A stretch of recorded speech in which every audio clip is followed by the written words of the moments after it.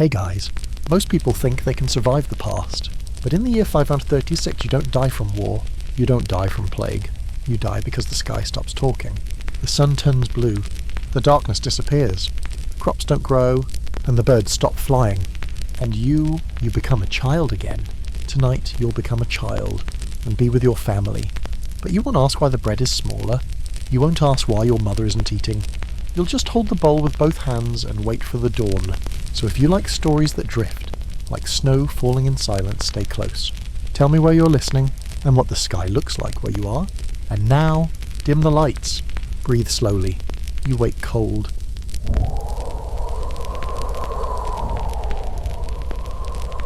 You don't know why at first. You've slept through worse. But this time, something feels paused. You open your eyes. The room is dark, not with night, but with stillness. You sit up. The straw mat beneath you is damp. The air tastes like ash. Your fingers are stiff. You walk to the door, push it open, and everyone is already outside. Your neighbours, the elders, even the animals have gone quiet. No one speaks, because everyone is looking up. You follow their gaze and see the sun, hanging there, pale blue.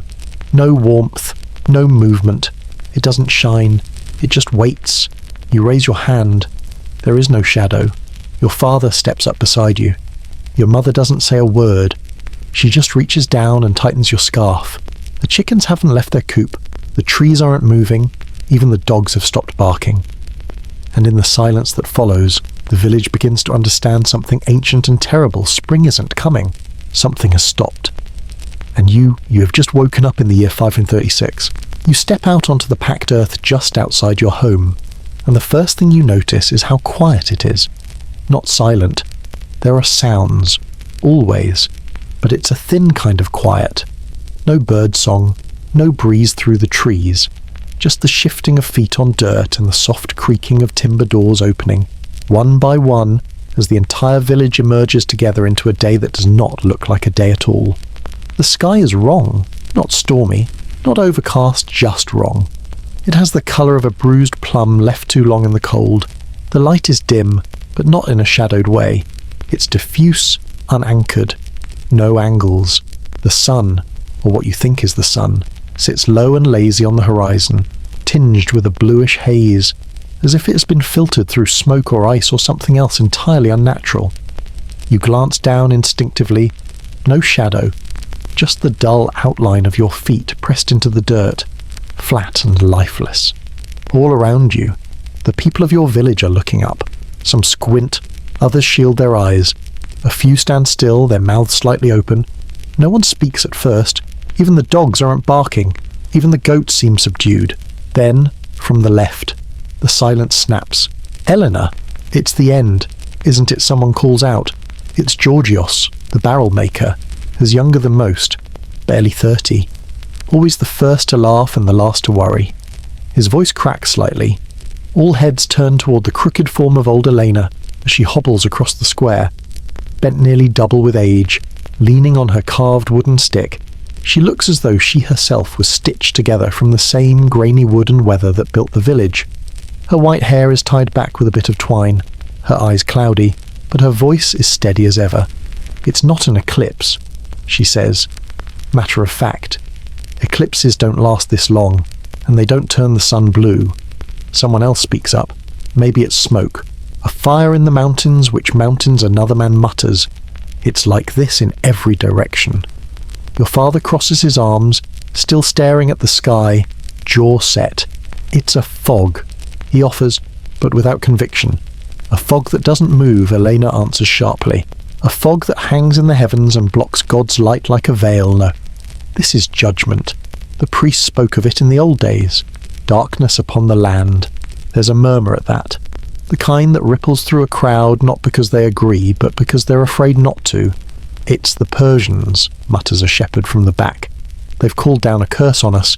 Some kind of Zoroastrian magic. Georgios scoffs, but it's a thin sound. Or maybe it's just a season gone strange. It's happened before. My uncle said once the sun hid for 2 days straight. Not like this, says your mother quietly. She hasn't spoken yet until now. This feels different. It does. You don't know why, but it does. It's not just that it's dim, it's that it feels hollow, as if the sky isn't just covered, but emptied. Father Demetrios pushes forward through the small crowd, his robe wrinkled and hastily tied, eyes swollen with lack of sleep. Enough of this. We will not stand in the square like frightened pagans waiting for signs. Go home, pray, light a candle and wait for the Lord's mercy. But what if it doesn't come? Someone mutters. The priest doesn't answer. You catch movement out of the corner of your eye, children, from the baker's house, standing barefoot in the dust, holding each other's hands. One of them is crying quietly. You said the same thing when the two-headed calf was born, someone says to Elena. And did it get better after that, she snaps. The emperor raised taxes, bandits swept through the North Road, and now this. If it is the end, it certainly knows how to dress like it. Laughter, bitter, brief, but it breaks the tension, and then silence again. There's an edge to the way people are standing now, elbows tighter, faces hardening. You can feel it in your stomach, that shift from confusion to fear, from fear to calculation. Your neighbour, the widow Maria, folds her arms tightly across her chest and says nothing. Her son died in the last winter and she hasn't spoken much since. The crops, someone whispers. Will they grow? The question hangs in the air like a broken lantern swinging, waiting for someone to catch it. Without the sun, says your father. I don't know. That's not good enough. Another man says, stepping forward. It's Nikolaus, who owns the largest field in the valley. His voice is too loud, too sharp. We need to prepare. We need answers. We can't wait and hope. Hope, Elena repeats softly. Hope won't plant barley. Arguments begin to flicker now. Not shouting, not yet, but sparks of disagreement. One man insists on going south to find answers. Another argues that if the emperor doesn't know what's happening, no one does. Someone suggests sacrificing a goat. Another suggests sacrificing the priest. Tension, slow and sticky, begins to crawl between shoulders and narrow eyes. But then Elena speaks again, louder this time, steadier. Listen to me, she says. I've seen 3 wars, 2 plagues, and more dead babies than I care to count. But I have never seen a morning like this. The crowd quiets again. She raises her stick and points toward the sky. This is not the middle of something. This is not a moment to pass. This is the beginning. She looks around the circle, one pair of frightened eyes at a time. The beginning of the end. You don't know what to believe, but you look at the sky, that pale, lifeless disk in a sea of ash, and you think maybe she's right. Maybe the world really is ending, and maybe, just maybe, it's already begun. That morning you wake to the sound of soft scratching, not birds, not wind, just the shuffle of straw and the restless tapping of claws against wood. You rise slowly, muscles still sore from yesterday's cold, and peer out the wooden shutter. It's not bright outside, but that's no surprise anymore. The blue-grey twilight has become your new dawn, but something is off. Again. The chickens are already out odd. They're usually slow on colder mornings, reluctant to leave the warmth of their coop. But today, they're pacing, nervous, beaks bobbing, feathers puffed, eyes sharp and frantic. They cluck, but it's not their usual chattering. It's tight, controlled, as if they too are waiting for something. You slip into your tunic and step into the yard. The air is colder than it should be. Not freezing exactly, but sharp, like the bite of early winter, not spring. Frost still clings to the edges of the grass, and your breath puffs visibly in front of your face. In March, you kneel beside the coop and watch. The rooster, a proud creature named Kolos, stands rigid in the middle of the yard, neck extended, eyes wide. He lets out a single, thin crow shorter than usual. Then silence. He doesn't crow again. Strange. You glance toward the barn. The goats haven't come out either. Usually by now they'd be bleating to be fed, noses pressed against the slats. But today, nothing. You walk toward them, call gently, even rattle the wooden latch. Still nothing. You unlatch the barn door. Inside, they're huddled in the far corner, eyes white, not blinking. Their ears twitch at your voice, but none move. The biggest one, a greyish nanny named Eleni, lets out a low grunt, almost a whimper. You step back. Behind you, the rooster's claws scrape sharply against the hard ground. You turn. Kolos is no longer in the yard. He's slipped back into the coopy himself, That's when the chill creeps in, not from the air, but from your spine. Animals know. You've always believed that. Chickens don't go back into their coop at mid-morning. Goats don't cower unless there's a storm. But there's no storm, no thunder, no scent of rain. Just that eerie, dead light from the sky above and the brittle silence below. Your father appears behind you. He doesn't speak at first, just stands, arms crossed, watching the barn. Goats not out, he finally asks. You shake your head. He frowns but says nothing more. Not because he's unconcerned, but because he doesn't have words for it. What would he call this? What would anyone by mid-morning? Your family's small plot should be full of activity, birds picking at seeds, bees bouncing from bloom to bloom, flies buzzing near compost. Today, there's nothing. Not one bird, not one buzz. Even the insects are gone. Your mother notices first. She's gathering kindling near the woodpile when she stops suddenly, kneels, and touches something on the ground. A dead beetle, stiff and pale. Then another. Then another.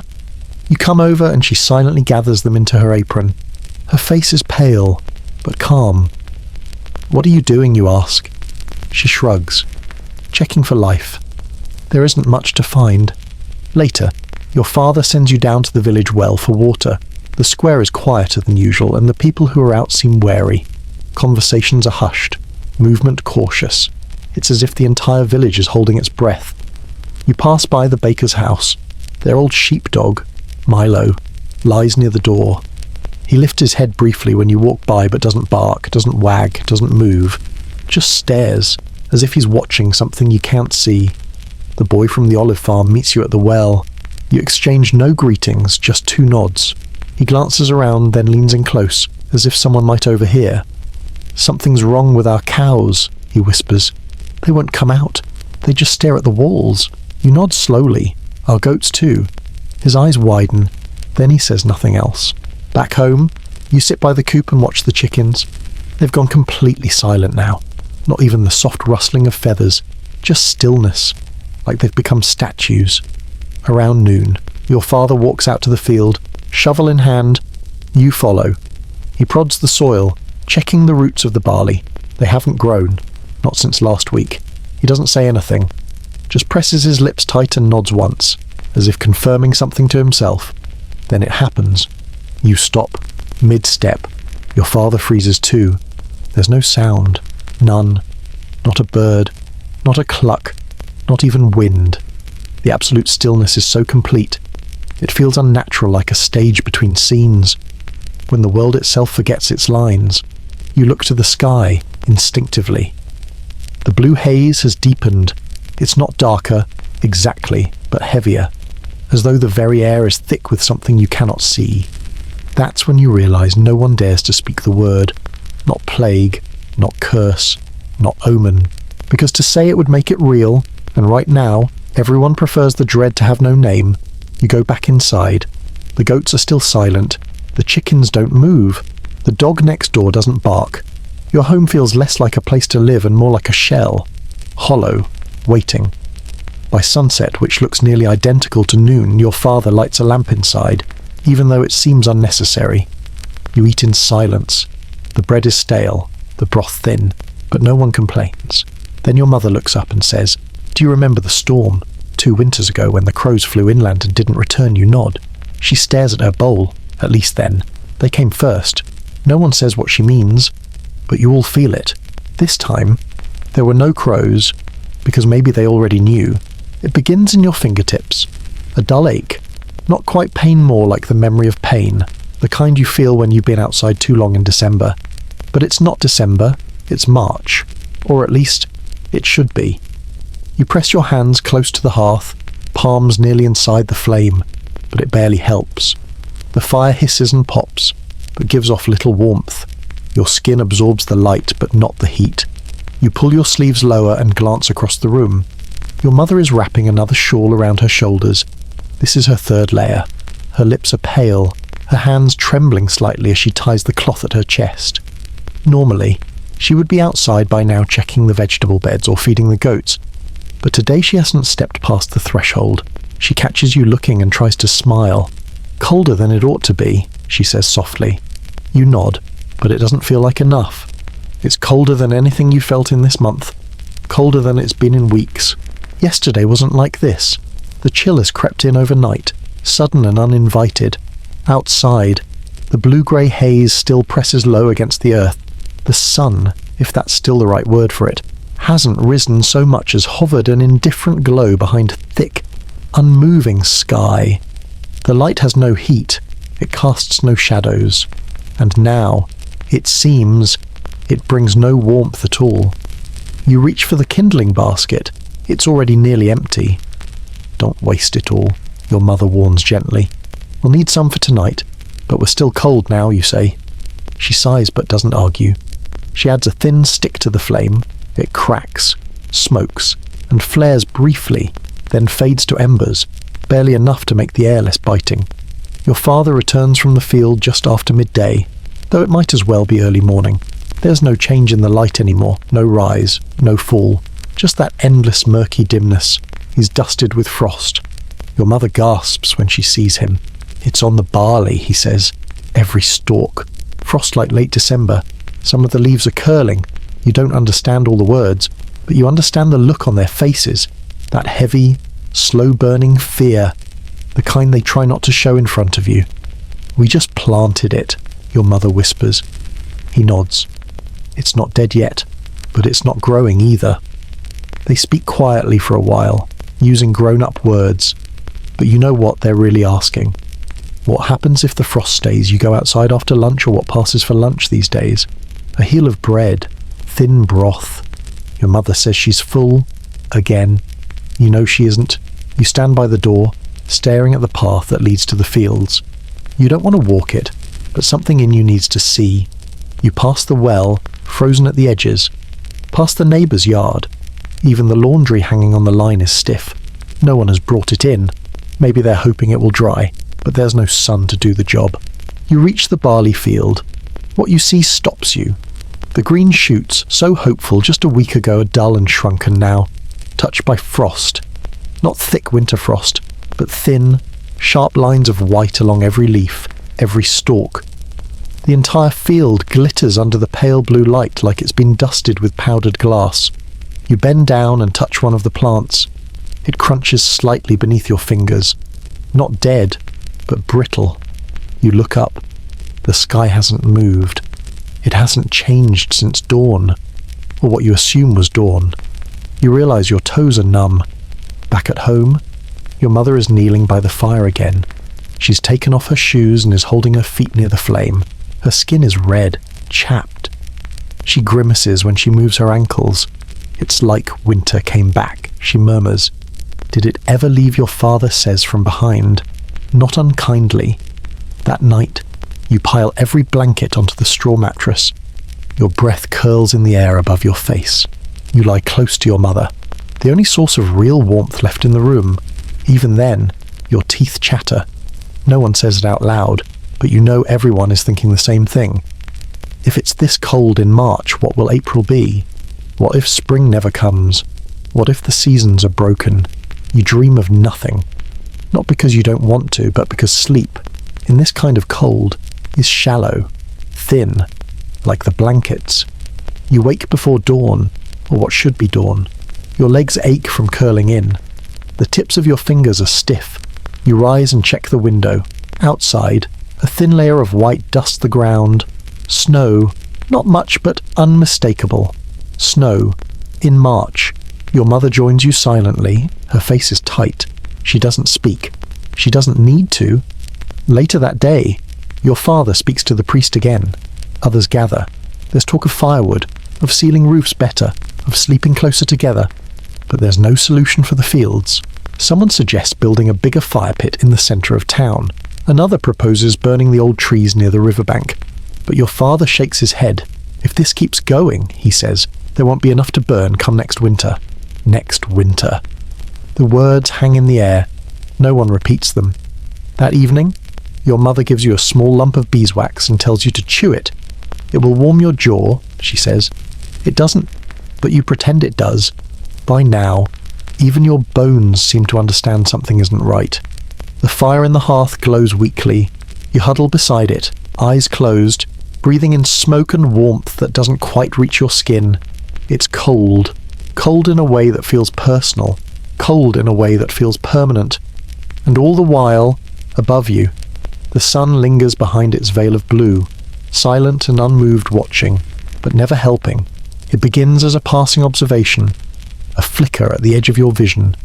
Not fear, not yet just a quiet, curious wrongness. You're feeding the chickens, or rather, pretending to. They haven't come out much lately, still huddled in the coop like the shadows have weight. You tip the feed into the trough anyway, because that's what you do every morning. You follow the rhythm of things, even when nothing else does. That's when it strikes you. There's something missing from the ground. Not colour to not movement, something deeper. You look again. The coop casts no shadow, neither does the trough. Or your feet. You straighten, step backward, forward, turn your body, raise your hand. Nothing changes. The light is there, but it's soft, indifferent. The kind of light that touches everything evenly, and so it marks nothing. You run your hand along the dirt, just to check. No line, no outline, no contrast. There's no shadow. You hurry back to the house.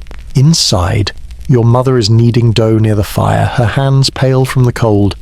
Your father is mending a wooden tool at the table, the same way he always does, carefully, deliberately. You burst in without thinking. There's no shadow, you say. They both look up. What your father asks. Outside, nothing's casting shadows. Not me, not the coop, not anything. He puts down the tool, wipes his hands on a cloth, and stands. Show me. Back outside. You both walk into the open. You stand still while he watches. Then he raises his own hand slowly, fingers spread, turning it this way and that. Nothing. His brow furrows. He walks over to the wall of the house, where the morning sniffet could be called that should be angled low enough to cast a long line across the boards. He stands there, silent. Still nothing. He lifts a stick and holds it up, tilts it, moves it side to side. The shadow doesn't come. His mouth opens like he might speak, then closes again. Instead, he calls over his shoulder. Eleanor, a few minutes later. Old Elena joins you. She's been out collecting herbs. Or trying to, though there's little growing these days. She shuffles with her stick and squints at your father's gesture. No shadow, he says. Look. Eleanor doesn't hesitate.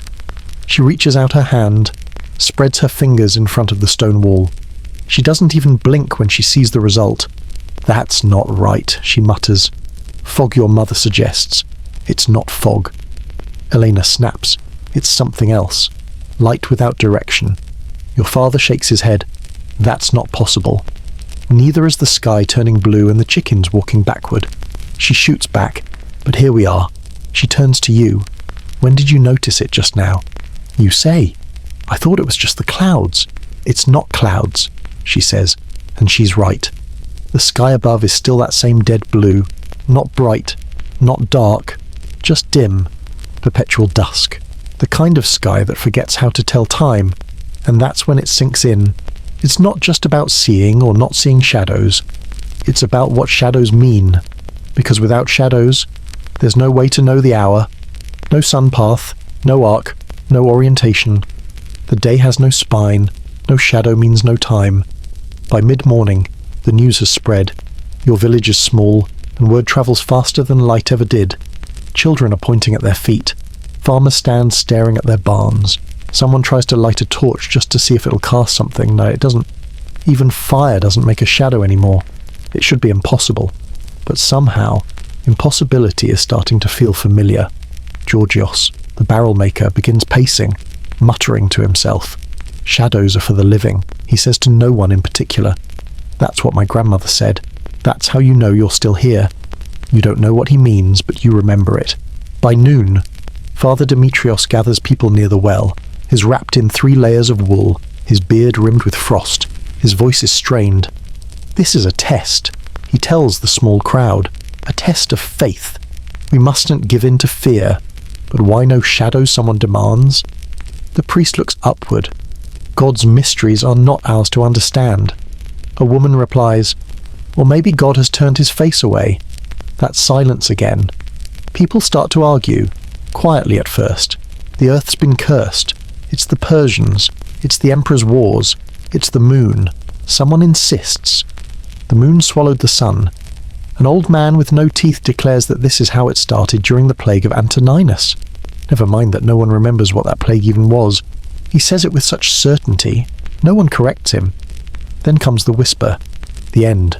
A boy says it first. Then someone else. This is how the world ends. Not with fire, not with a bang, but with shadows forgetting how to follow. You sit by the fire that night and watch the flame curl upward. Your mother puts her hand between it and the wall, and there is still nothing behind it, only bare stone. It's like the world forgot how to work, she says softly. Like someone took apart the rules and didn't bother putting them back. You look outside. The blue glow from the sky still leaks in through the window. There's no dusk, no proper nightfall, just dimness. And you realize when there are no shadows, you don't know when to rest, or when to wake, or when to be afraid. You just are. And maybe that's the worst part.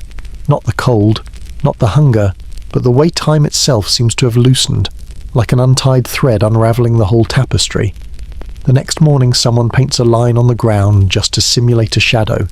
It's not the same. It never will be. And by afternoon, the rumour has spread as far as the village road. No shadow means the world is untethered. Judgment has begun. Some believe it. Others just stop looking down. You do too. Because once you notice the absence, it's all you see. And you start to wonder if you cast no shadow. Are you still here, or has something already taken you and left only the shape behind? That night, you wake without knowing why. There's no sound, no storm, no voices. But something stirs your attention in the air like a cord drawn taut. You lie still beneath your blankets, cold and stiff, breathing shallowly. Your mother's form is curled beside you, her shoulders hunched, her body thin beneath the layers. The fire has long since gone out, and the chill in the room settles like a second skin. Then you hear it, faint voices. Not loud, not angry, just low, muffled, careful. You recognize them, your parents. They're in the next room, though, in your one-room home. Room is a generous word. Just behind the partition, beside the hearth. You shift slowly, trying not to make the straw mattress rustle. Press your cheek against the rough blanket, angling your ear toward the whispers. Not growing, your father is saying. His voice is quiet, clipped, and it's colder now than it was in January. Your mother murmurs something you can't hear, a pause. Then the creak of wood as she sits down. It's too early to panic, she says. He doesn't reply. Then she adds, isn't it another silence? This one longer, heavy. Your father sighs. The root vegetables are holding, but the barley's stalled, the wheat nothing, just frost. He sounds tired in a way you've never heard before. Not body tired, soul tired. Your mother's voice drops again, too low to catch, but the word you do hear is grain. Your father answers, we've got 3 sacks, maybe 4 if we stretch it. Pause. 2. If we include your sister's family. Your mother says, they're not here. Your father replies, not unkindly, they might come. Then we'll deal with it when they do. You hear the sound of a hand on fabric. Maybe she's wringing her apron. Maybe she's wiping her eyes. You can't tell. Do you think this is permanent? She asks. Another long silence. Then your father speaks, slowly, deliberately. I don't know, and that's what scares me. His voice breaks just slightly on the last word, not enough that most would notice. But you do. He's always known what to do, when to plant, when to harvest, how to build a roof from nothing, how to trap a fox with a string and 2 rocks, how to lift you onto his shoulders and make you laugh even when your legs were tired from walking home from the fields. But tonight, he doesn't know, and that makes the darkness colder. You press your hand against the straw mattress. It crackles softly beneath you. The fire embers have long faded, but your body is warm from where your mother lay beside you. You think of the chickens, silent now for days. You think of the goats, still refusing to leave the barn. You think of the barley silvered with frost unmoving in the fields. The whole world is holding its breath, and now, so are your parents. Your mother speaks again, her voice soft and trembling. We should start cutting back. Already we should try. I know, he says. You can hear him moving, perhaps standing, then quieter. We'll take stock tomorrow. Count it all. She doesn't respond. He'll go hunting," he adds. "Maybe farther out. That's dangerous. So is staying here." There's a long stillness, then the softest sound, a kind of stifled sob. You freeze. Your mother is crying, not loud, not desperate. Just the sound of someone who has held everything together for too long, and now realizes she can't.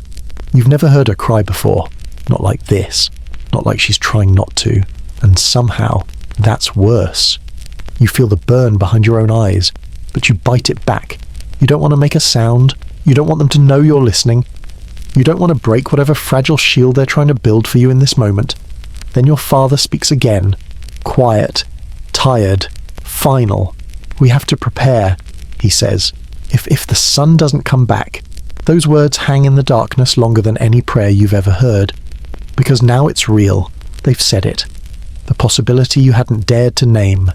You close your eyes and listen to the room fall still again. The silence isn't peaceful, it's thick, like smoke in your lungs. You hear your father shifting, then the sound of the water jug being poured, the scrape of a bowl, the tired rhythm of spoons being set aside. It's the sound of routine, still clinging to the edges of collapse.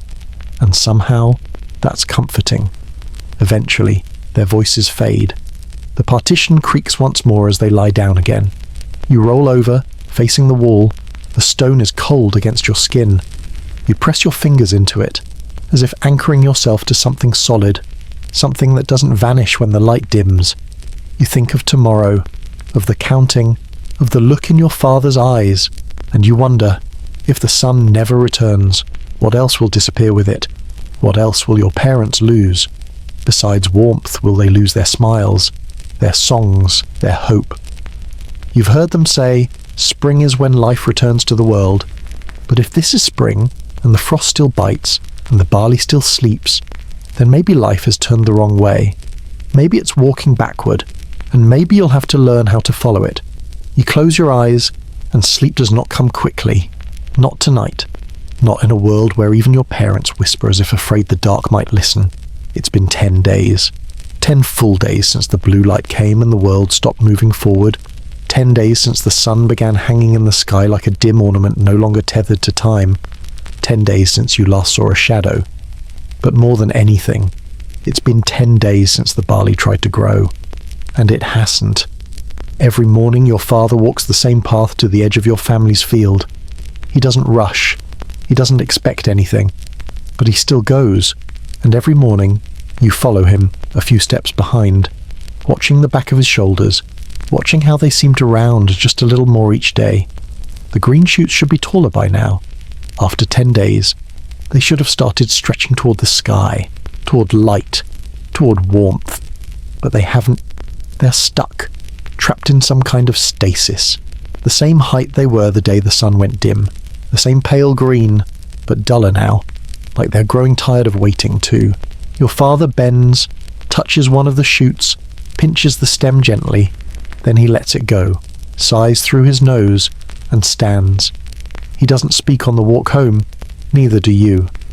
In the garden, your mother is bent over the carrots, brushing frost from the soil with the back of her hand. She glances up when you approach, but her face doesn't brighten. It hasn't in days.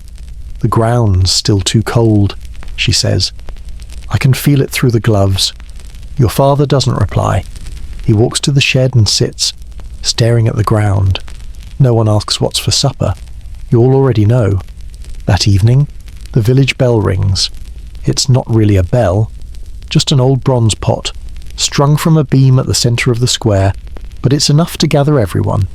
You wrap yourself in 2 cloaks and walk with your family down the dirt path. Other families are already arriving, their faces pale, eyes squinting in the low light. The blue sky hangs overhead like a dome of faded glass. The wind is still. Even the air feels heavy. You spot Elena, seated on a bench near the well, her stick across her lap. Her eyes are closed, but she's not asleep, just listening. Someone's lit a small fire in a pit near the gathering. The flame flickers, but casts no shadows. The headman stands beside it, wrapped in sheepskin, arms crossed, as usually a calm man, with a deep voice and a way of talking that makes people listen. But tonight, he's just quiet. When enough villagers have gathered, he begins. It's been 10 days, he says, and we've all seen it. The barley hasn't risen, the beans are slow, the herbs won't sprout, even the weeds aren't coming up like they used to. A murmur ripples through the group. Not surprise, just confirmation. Everyone's known, but saying it aloud gives it weight. The headman continues. The days don't warm. The light doesn't change. We don't know if this is temporary or not. Someone in the back raises a hand. It's Nicolaus, the farmer with the largest plot. I dug down today, he says. Checked the roots. They're alive, but they're not growing. It's like the ground forgot how to breathe.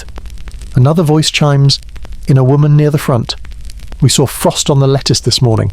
Frost, and it's nearly April. My apple tree dropped its buds, someone adds, like it thought it was autumn. What do we do? Someone finally asks. A simple question. But it hangs in the air like smoke. No one answers. We ration, the headman says. Finally. We stretch what we have. We trap more. Forage deeper. We wait. Wait. That's the word that comes up again and again these days. Not act. Not solve. Just wait. But for how long? Asks Georgios. His voice is thin, almost brittle. What if nothing changes? No one replies. From the far side of the crowd, a man clears his throat, is holding a bundle, his wife beside him, 2 children clinging to her skirt. His name is Ptolemy. He doesn't speak often. We're leaving, he says. Heads turn. Where the headman asks, south. Ptolemy says. Toward the coast, I have a cousin in Corinth. He says the light is stronger there. Maybe things are still growing. A ripple of disbelief runs through the crowd. There's no proof of that. Someone mutters. There's no proof of anything. Ptolemy replies. His wife nods, her mouth set in a firm line. Their children look scared, but determined. We've packed what we can, he says. We leave at first light. The headman rubs his face, clearly frustrated, but says nothing. What could he say? Do what you must, he says finally. But be careful. There's no guarantee the road is safer than here. Ptolemy nods. His wife tightens her grip on the children. The meeting ends soon after. People begin drifting back to their homes, quieter than before. Not just tired, but unsettled. On the walk back, your mother speaks first, and Corinth is far. Your father nods. Too far for us, especially with no horse. Is right, though, she adds. It might be better there, or it might be the same. They fall silent after that. Back home, you eat slowly. Bread, watered down stew. It tastes like nothing, like dirt and hope thinned out. That night, you lie awake listening to the quiet again. The fire has burned low. Outside, no sound, not from animals, not from the wind, just stillness. You close your eyes and picture Ptolemy and his family walking down the southern road, cart creaking, eyes fixed ahead. You wonder if the light is really better there. If the sun remembers how to shine in other places. You hope so. Not for you, but for someone. Because if the seeds won't rise, if the frost won't lift, if even the weeds are giving up, then maybe it's not just the earth that's broken. Maybe it's the sky. He arrives on foot. No cart, no pack horse. Just a walking stick, a weather-beaten cloak, and boots so caked in mud they've changed colour. His name is Stephanos, a trader, or at least he was, before trade routes stopped feeling safe. Before people stopped wanting spices and started asking for grain. You see him just after sunrise. Though again, sunrise feels like the wrong word. The sky has not brightened, only shifted grey blue with the soft, strange glow that no longer surprises anyone. You're at the well, waiting for water that comes slower each day. Stephanos appears at the edge of the square, limping, hunched, breath catching in white clouds in front of his mouth. Word spreads fast, or by the time your father arrives, half the village has gathered. No one says it, but everyone's thinking the same thing. Has come from the city. He's come from Constantinople, and maybe, just maybe, he brings answers. The headman steps forward first. You came from the capital.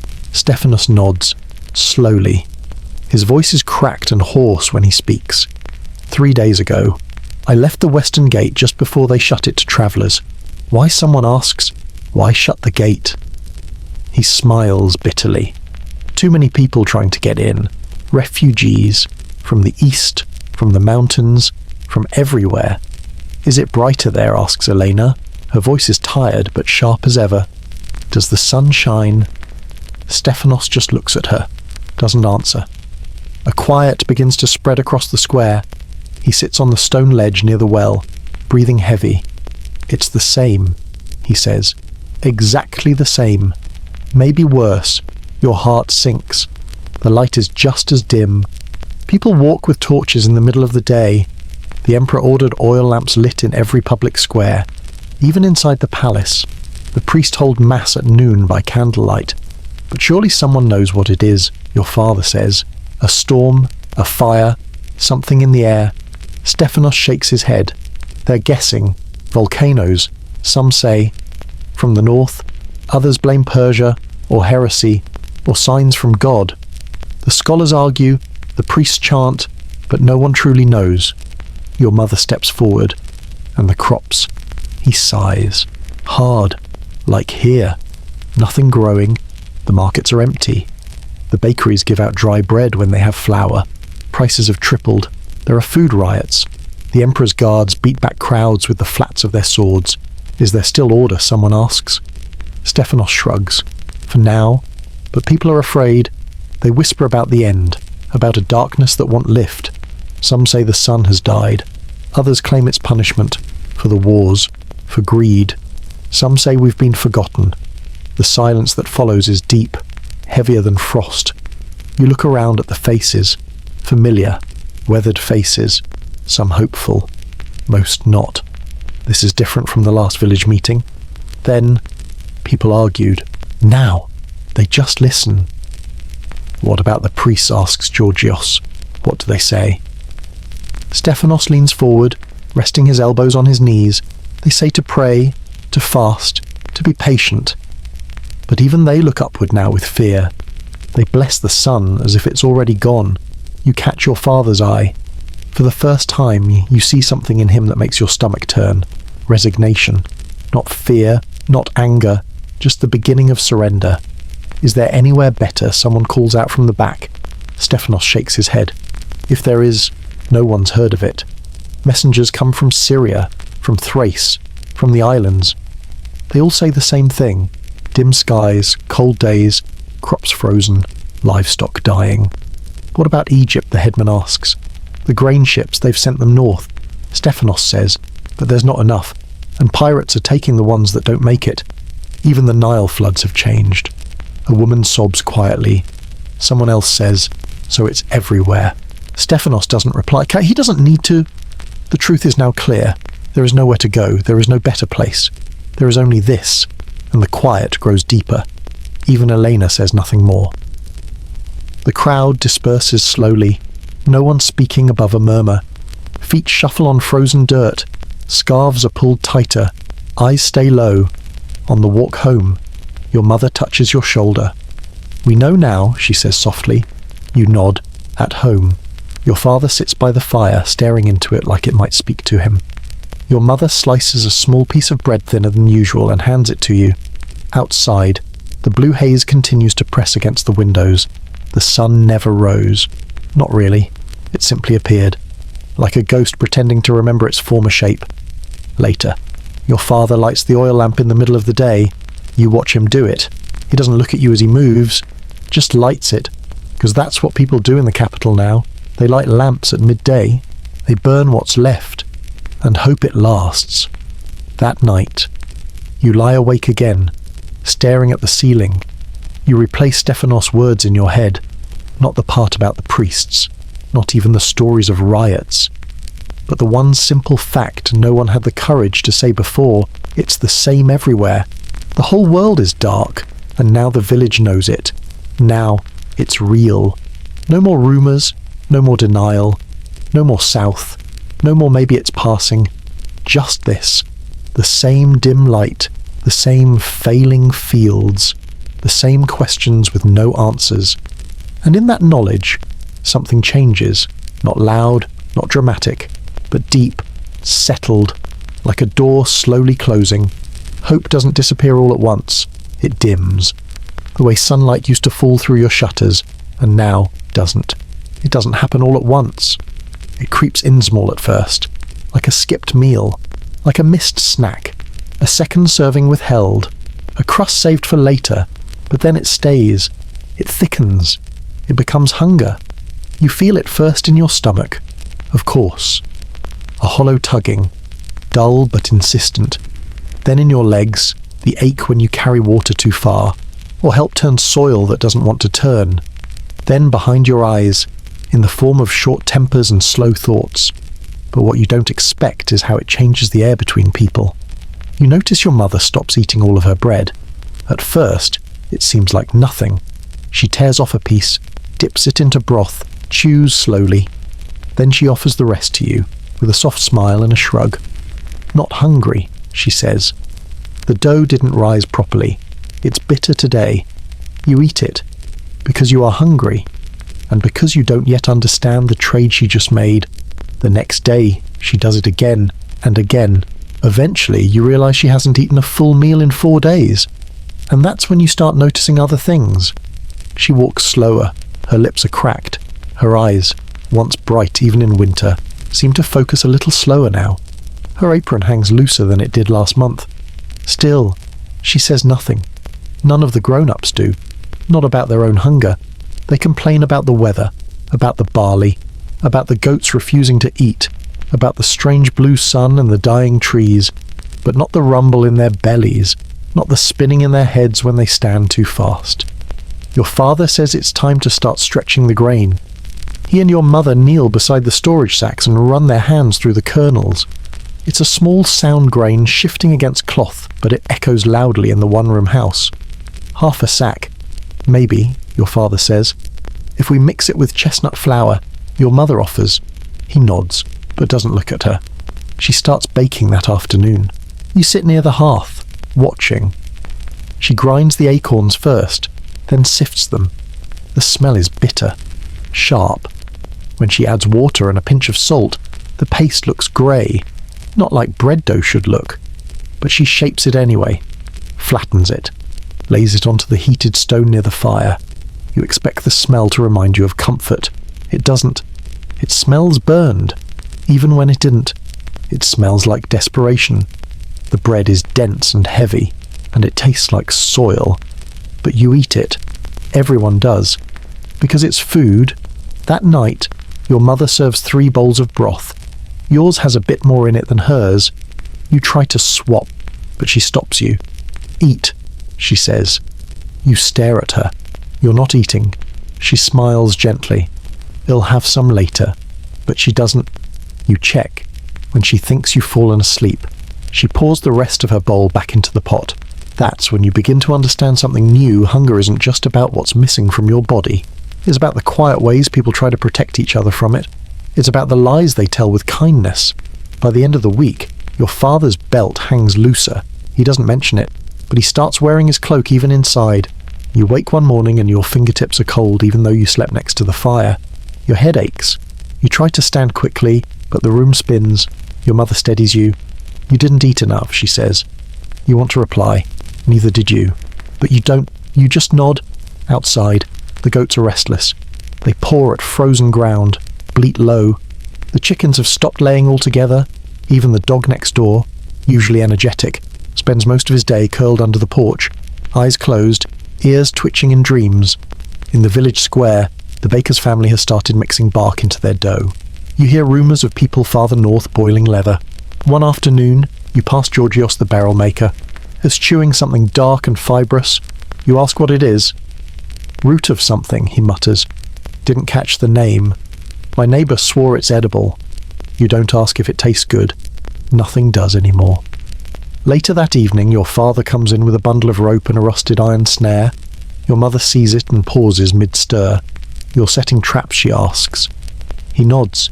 Deeper in the woods, past the ridge. But that's winter ground, she says, eyes narrowing. You only trap there after snowfall. He looks up at her, and this isn't winter. There's no argument after that. You help him prepare the gear. He oils the hinge of the trap with what little fat remains from the last boar months ago. He sharpens the knife until the edge reflects the blue of the hearth flames. The next morning, he leaves before dawn, though dawn is just a word now. The sky is always the same. You watch him walk down the frost-lined path, rope slung across his back, shoulders squared. He looks thinner than he did last month. You realise it's been weeks since you saw him smile. Your mother stands in the doorway long after he's out of sight. She doesn't speak. She just stands, arms wrapped around herself, blinking into the cold wind. That day, the bread is thinner, the soup more water than substance. But no one complains. You eat in silence, not because there's nothing to say, but because your body is starting to learn something your mind already knew. There are no words that can make a full stomach. Only quiet, only watching, and the soft, resigned sound of chewing something you can barely taste. You glance at your mother's bowl, still half full. She notices and gently pushes it toward you. "Yeah, I'm not hungry," she whispers again. But this time, you don't believe her, and that, somehow, hurts more than the hunger. The soldiers arrived at dusk or whatever passed for dusk now. There was no sunset, only a subtle deepening of the endless twilight. The sky, which had already been pale and heavy all day, dimmed just slightly, enough to make the torches matter. They came down the road from the west, 4 of them on foot, 2 more on horses so thin their ribs looked carved from wood. Their armour clinked as they walked dull bronze plates, dented and dusted with frost. Their faces were unshaven, hollow-eyed, lips dry from the cold. One of them was bleeding from a cracked knuckle. Another wore no gloves, just wrapped hands and frostbitten fingers. But their weapons were sharp. That much was clear. They didn't knock when they entered the village. They didn't announce themselves either. Just walked straight into the square, lit a torch, and waited. Your father saw them first. He set down the empty grain sack he'd been trying to patch and stood. Then he looked at you and said, quietly, "Stay here." You didn't listen. You followed at distance, weaving through the shadows, joining the small crowd forming in the square.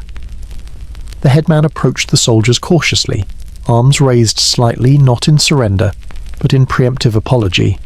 "We weren't expecting the tax until solstice," he said. One of the horsemen dismounted. He was tall, scarred, and clearly in charge. His jaw was set tight against the cold. His voice, when he spoke, was hoarse but commanding. "We've been instructed to collect early." The headman blinked. "Early?" The soldier nodded. "New orders. Imperial demand." There was a pause. Then Eleanor stepped forward from the crowd, leaning on her cane. "There is no grain," she said flatly. The soldier looked at her. "You're not the first village to say that. It's not a complaint. It's a fact." He didn't respond. The headman cleared his throat. "We can give dried beans, a few sacks of lentils, some smoked goat meat, maybe." Another soldier, younger, scoffed. "We're not here for soup." The crowd tensed. Your father stepped forward, quietly, as he always did. Not to argue, not to fight, just to be heard. "People here are already eating bark and burning fences. The ground's frozen. The barley's yellow. You'll find more food in the woods than in our homes." The lead soldier studied him, then said quietly, "That may be true." It was a strange thing to hear, a soldier agreeing, but then he added, "We still have orders." The headman hesitated. "And what happens if we refuse?" The soldier's jaw clenched. "Then we take what we can find, and we punish the rest." The square went still. The wind didn't blow. The goats didn't bleat. The crows, which used to haunt the rooftops, had been gone for weeks. Even the fire crackling near the well seemed to dim. Even now someone asked from behind you. Even now, with the sky broken. The soldier looked around, then said something no one expected to hear. He laughed. Not loud, not cruel. Just a small, broken sound. "You think it's better in the city?" he asked. "You think we're here because we want to be?" No one answered. He turned to the torch beside him, held out his hand, and let the flames catch on a scroll he pulled from his belt. The parchment burned quick and bright, its ash curling toward the cold sky. "That was the Emperor's new tax order," he said. 2 days old. I've burned 6 just like it. They send us with words. We come back with nothing. You mean someone began?" He looked at them directly. "There is no grain in Constantinople. The palace has candles lit in the corridors. The Hagia Sophia glows all day with lanterns. Bread costs more than silver. People sleep outside the gates hoping for scraps. a silence deeper than any storm followed. Even Elena said nothing. Your father whispered. And the war. The soldier nodded. Still on. We march again next week. Gothic front. No supplies. But orders don't change. The absurdity of it hung in the air like frost. Fight the Goths with what the headman asked. Voice rising. With empty bellies and frostbitten hands, the soldier met his eyes. With whatever we have left. A boy next to you murmured, "Even the Emperor has no bread." And that was when you understood something strange. No one was in control. Not the Emperor, not the priests, not even these soldiers. They were just walking forward, following orders that no longer made sense, under a sun that no longer shone, through a world that had stopped responding. The headman sighed. "We'll give you what we can, but it won't be much." "We know," the soldier said. They stayed only one night, slept in the stable, took one goat and half a sack of lentils. Your father gave them the last of the dried onions. They said nothing as they left, only nodded once to the headman. And as they disappeared into the dimness, someone whispered, "What kind of empire taxes starvation?" No one answered. That night, your mother said little. She sat by the fire, arms folded tightly, and watched the light flicker on the stone wall. Your father sharpened his knife longer than usual. You lay down early, stomach aching, not from hunger this time, but from the weight of it all. The grown-ups hadn't won, the soldiers hadn't won, the Emperor wasn't winning. No one was. And still the orders continued. Still the war went on. Still men were being sent to die over land and loyalty and legacy, while the world beneath them withered like frostbitten grain. And maybe, just maybe, that was the most terrifying thing of all. Not that things were falling apart, but that everyone was pretending they weren't. The shouting woke you long before the light changed, though the light never really changed anymore. It was still that dull, dusted blue dimness that passed for morning. At first, you thought it might be the goats again, or maybe another trader trying to barter rags for acorn flour, but the voices were sharp, urgent, not negotiation accusation. You pulled on your cloak and stepped outside into the cold air.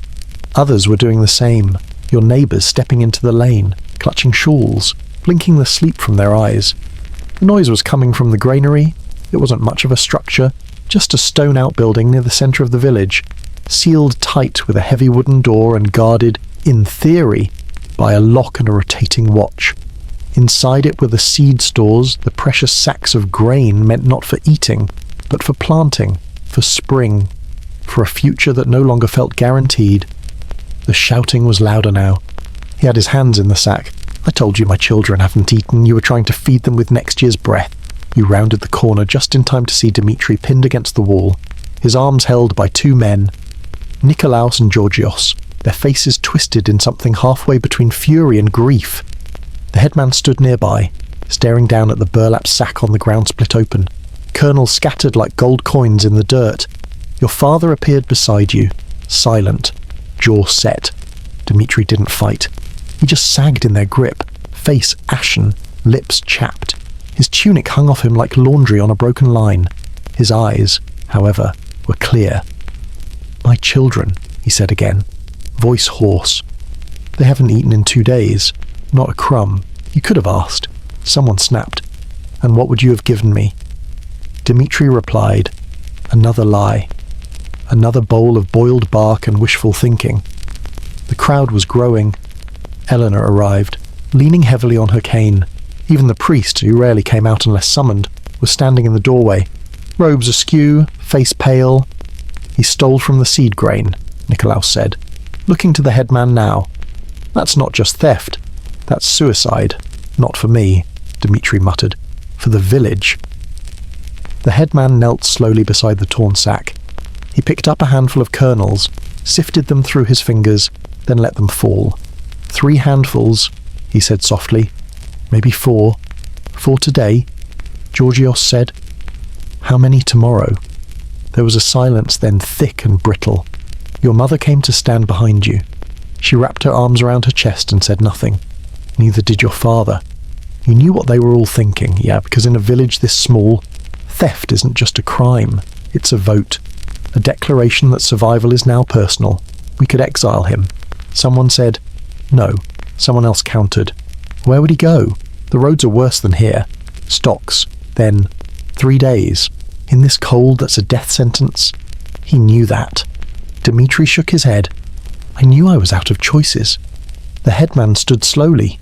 So are we. The priest finally spoke. There must be punishment, but also mercy. Elena scoffed. Easy to say when you're not the one who'll be planting a field of nothing next year. The headman turned to Dmitri. You will spend 3 days in the stocks, but you'll be clothed, fed. Barely. Dmitri nodded once. And your household's rations, the headman continued, will be halved for 1 week. That caused a ripple. Even your father frowned. That punishes his children. Someone said, then maybe next time. The headman snapped. He'll come ask before he steals the only future we have left. No one spoke after that. The punishment wasn't just about fairness. It was about fear. Fear that if Dmitri got away with it, others would follow, and they would. Because hunger doesn't care about justice. The next few hours passed like fog. The stocks were dragged out from behind the chapel old, splintered, unused for years. They creaked when opened. Dmitri didn't resist as he knelt and placed his neck and wrists into the openings.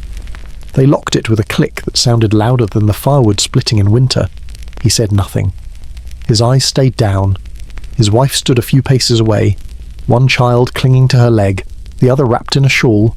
She didn't beg, didn't plead, just watched, her expression unreadable. By afternoon, the village began to fracture. It wasn't loud, no one shouted, but people stopped looking each other in the eye. Neighbours turned cold, old friends crossed paths without nodding. Trust, once woven tightly like a net, began to fray. You felt it in the air thin, cold and sharp. That evening, at supper, your mother placed a bowl in front of you and another in front of your father. She sat without food herself. No more for you, your father asked. I'm not hungry, she replied. He didn't press, but you noticed the way he looked at her, quiet, worried, and a little ashamed. After you finished eating, your father stepped outside. You followed, careful and quiet. You found him near the granary, inspecting the lock. His hands hovered over the wood as if testing whether it could hold another storm. We'll need a better one, he said when he saw you. You didn't answer. He glanced toward the stocks. Dmitri hadn't moved. Then your father said, not unkindly, he's not wrong. You looked at him, about what you asked, about what desperation does. He didn't say anything else, just turned and walked back inside.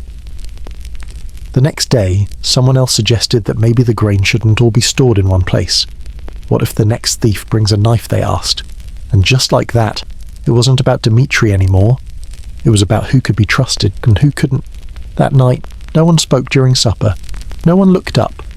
And for the first time since the darkness began, you felt something worse than fear. You felt alone, in a village full of people. Because now, it was no longer us. It was each. The morning your father decides to go hunting, he doesn't say much. He just sharpens the blade, slowly, carefully. With a rhythm that fills the silence like a ticking clock, you watch him from the corner of the room as he tests the edge against his thumb. It's sharp enough. It always is. Your mother doesn't protest. Not like she used to. She simply wraps a scarf around his neck, ties it gently, and places one hand on his chest before letting go. He gathers his snares and rope, a dull hatchet, a cloth sack. Nothing else. He's gone before the rest of the village wakes. You sit by the window for a while after he leaves. Not because you expect him back soon, but because you want to believe the forest might still hold something. Something wild, something warm-blooded, something alive enough to be caught. But the wind is still. The snow is old, and the trees, when you look at them, seem quieter than they used to be. By mid-morning, your mother sends you to the stream to fetch water. You carry the pail down the frozen path, past the edge of the fields, through the half-dead brush. The stream is slower than it should be. The ice melts reluctantly, and what little water remains runs dark and cold as iron. On your way back, you notice something no tracks. Not rabbit, not deer, not even bird. The snow should have kept their prints. Even the lightest foot leaves something behind. But there's nothing. Just your own steps, stretching out behind you like a confession. That night, your father doesn't return. Your mother doesn't show worry not with her face.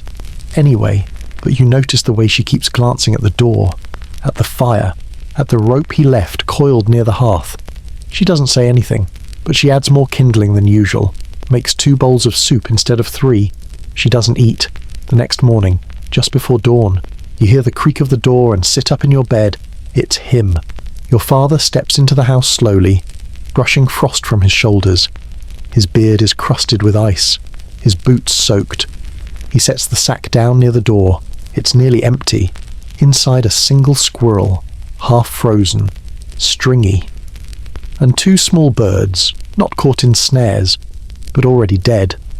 Found that way. He doesn't speak.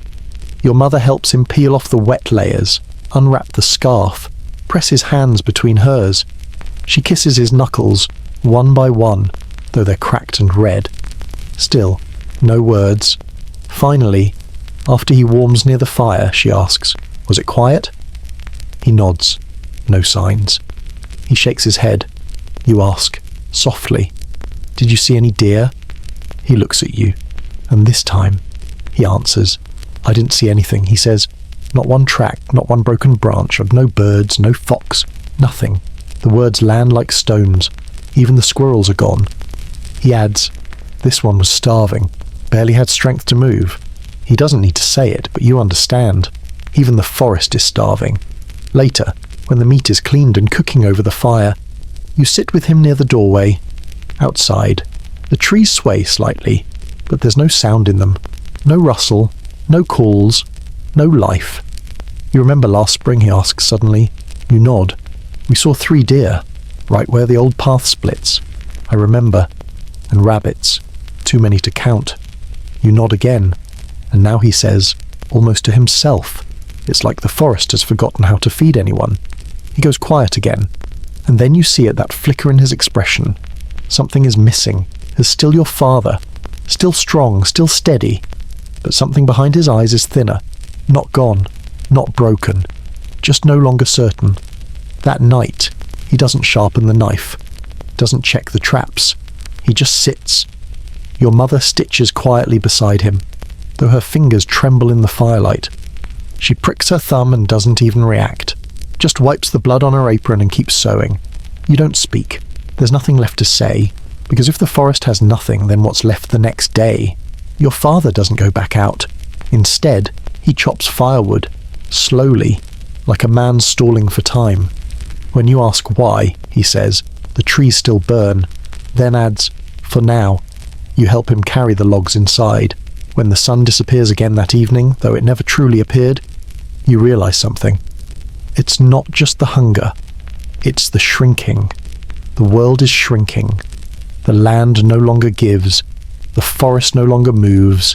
The air no longer carries scent or sound. Even the sky has stopped pretending to change. And now your father, who used to speak of weather and soil and stars, says less and less each day.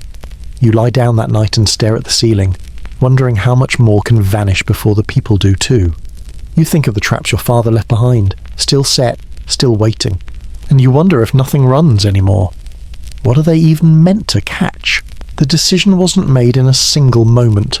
There was no vote, no village-wide meeting, and no priest declaring God's will. It came instead like a thaw slow, quiet, inevitable. A sense that staying was no longer endurance, but surrender. Your father didn't say the words out loud, not at first. He simply began doing things that didn't make sense otherwise, taking stock of what little remained, folding the good blankets, repairing the cracked soles of your boots with twine and leather scraped from the old stool. One morning, he led the goat into the yard and tied it to a post.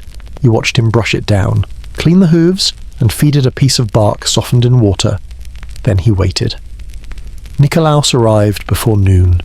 He was one of the last villagers still holding out hope for spring, but even he had begun to look worn, his face lean, lips grey. Your father led him into the barn. They spoke in low voices. When they emerged, Nikolaus held the goat's rope. In exchange, your father had a wooden pushcart, one wheel cracked, but still usable. He ran his hand along the handle, tested its weight. Your mother sat on the stone stoop with your little cooking pot in her lap. She didn't say a word. Her left ankle, wrapped in linen, was still swollen from a fall on the icy steps a week before. She hadn't walked further than the hearth since. Your father stood before her, palms open. "We can't stay," he said. She nodded. You spent the next day packing your life into a cart built to carry turnips, a few clay bowls, a sack of barley half stone, half grain, a worn woolen cloak that once belonged to your grandfather, your mother's comb, a threadbare mat, the cooking pot, polished for the first time in months, the wooden spoon your father had carved last summer, a small vial of salt tied in cloth, and the knife. The house was too small to hold much, but now even the smallest things felt enormous. Your mother watched from the doorway, jaw set in a way you hadn't seen before. She said little. Only once did she reach forward to pull something from the Pelea pair of your baby shoes, long outgrown. She set them on the windowsill, left them there. You asked her why. She didn't answer. By the time you were ready, it no longer felt like leaving home. It felt like carrying its bones. You slept fitfully that night. The fire crackled once, then died out. You wrapped yourself in every scrap of fabric you had and listened to the silence. A silence that had grown deeper, somehow. Not just empty, but expectant. At dawn, though dawn now was just the darkest part of light, you heard the first wheels roll past your house. You rose, stepped outside. Others were leaving too. The widow Maria and her nephew, pushing a cart piled with quilts and a copper basin. The baker and his two sons, dragging a sled behind them, despite the mud. Eleanor, walking slowly with the help of two younger women, one on either side. Even the priest robes dirty. Sandals wrapped in cloth stepping carefully onto the road with a satchel over one shoulder and a rolled scroll in the other. They didn't speak. They just walked. Your father helped your mother into the cart. She protested, but he said nothing, and eventually she sat. She braced herself on the side with one hand, the other gripping the edge of the cooking pot like it might fly away. Then you began to walk. At first, your legs resisted. It felt wrong, like turning your back on something that might still breathe. But then you saw it, the village square, empty, doors swinging in the wind, the granary locked but useless now, the field near your house, coated in frost. Nothing had grown there in months, and now nothing would. As you moved down the road, others joined, a family from the river bend, two men you didn't recognize, leading donkeys that looked barely alive. By the time you reached the old milestone, where the olive tree used to grow, there were at least 100 people ahead of you, some pushing carts, some carrying bundles on their backs, some with children strapped to their chests, silent from cold or hunger or both. You looked up. The road curved ahead into the grey-blue distance. It seemed to stretch forever. And still they came, not just your village. From the north, a stream of figures crested the hills. From the east, more footsteps joined yours, all moving the same way, toward Constantinople. No one called it a pilgrimage. There were no prayers, no chants, no sacred songs, just feet and carts and the soft creak of leather. Your father didn't talk much. He focused on the road, his hands firm on the handle. Your mother closed her eyes. She breathed in shallow rhythms around you. The faces were blank, not from ignorance, but from exhaustion. Some people whispered, some cried, some walked with their eyes fixed on the horizon, as if willing the city into existence. You passed a woman kneeling by the roadside, her hands cupped around a dead sparrow. She wasn't crying, just staring at it. Later, you saw a man carrying only a broom, another dragging a net with no weights. None of it made sense, and yet all of it did. Everyone had brought the thing they couldn't let go of. Your mother whispered your name. You turned. She pointed ahead. Over the ridge, a mass of bodies moved like water. Thousands. Tens of thousands. You had never seen that many people in your life, all heading the same way, and none of them looked like they knew what waited at the end. You reached the hilltop and looked down. The road to Constantinople was packed. Carts, cloaks, crutches, children. So many children, and all of them walking away from something they once called home. Your father stopped for a moment, wiped his brow. His hands trembled slightly. You looked at him. For once, he looked not strong but human. "We're not alone," you said. He nodded. "No, we're not."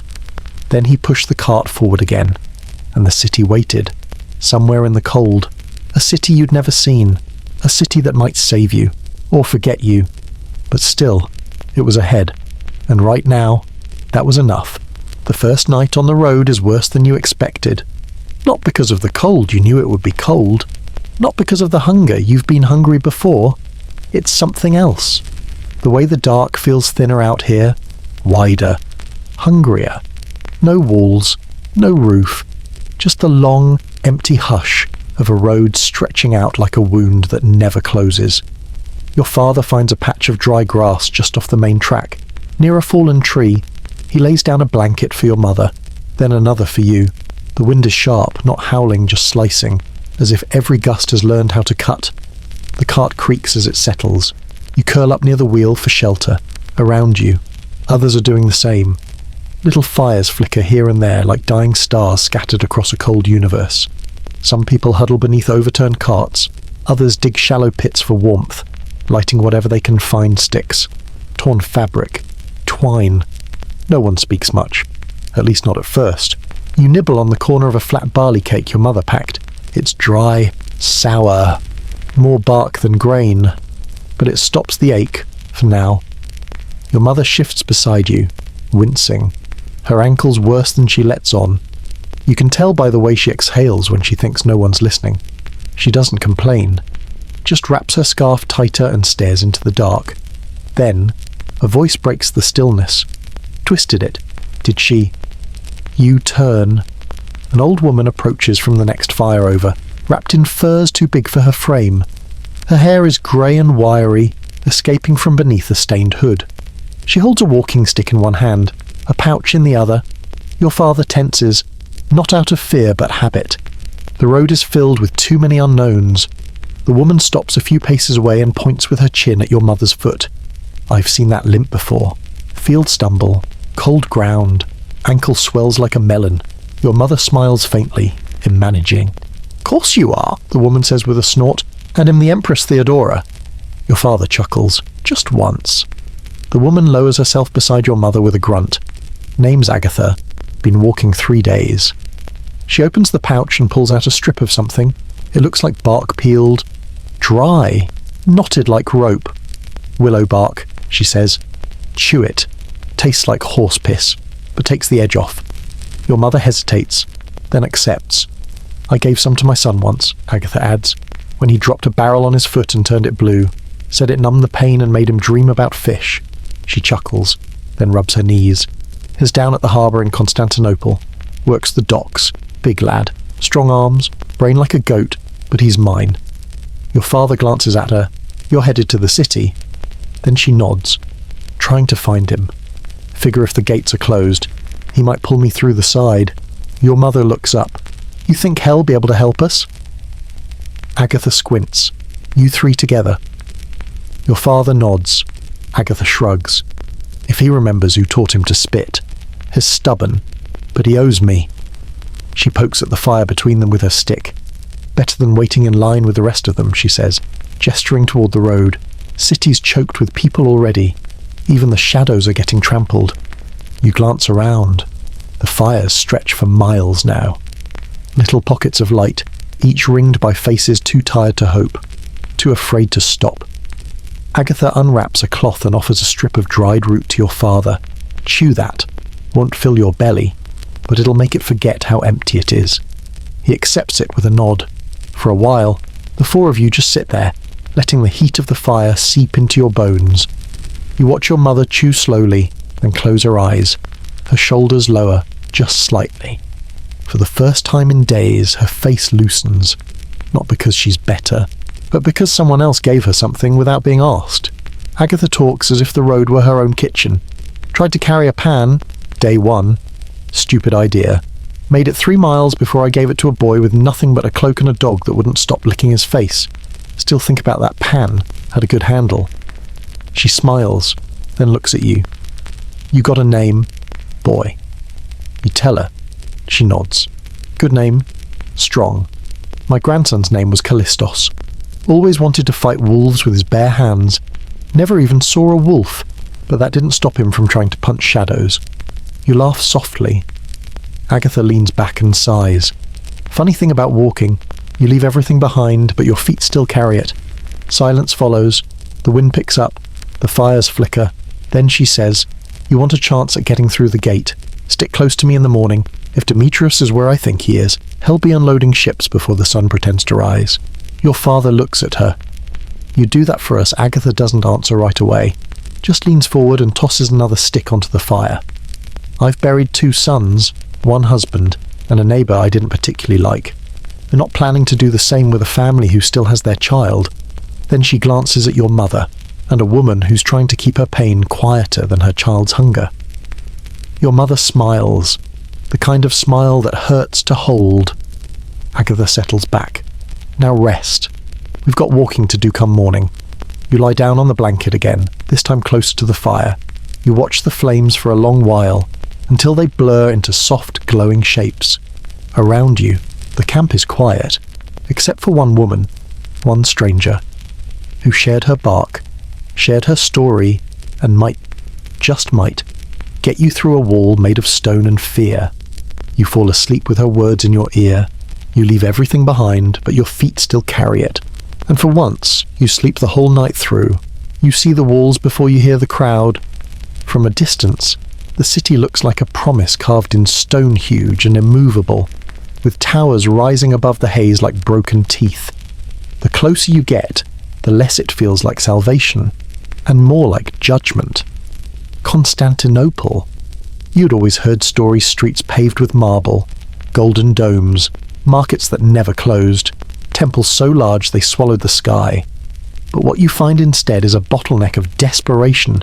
Thousands of people jammed together at the gates, pressed shoulder to shoulder, cart to cart, body to body, no road, no path, just a mass of noise and breath and dust.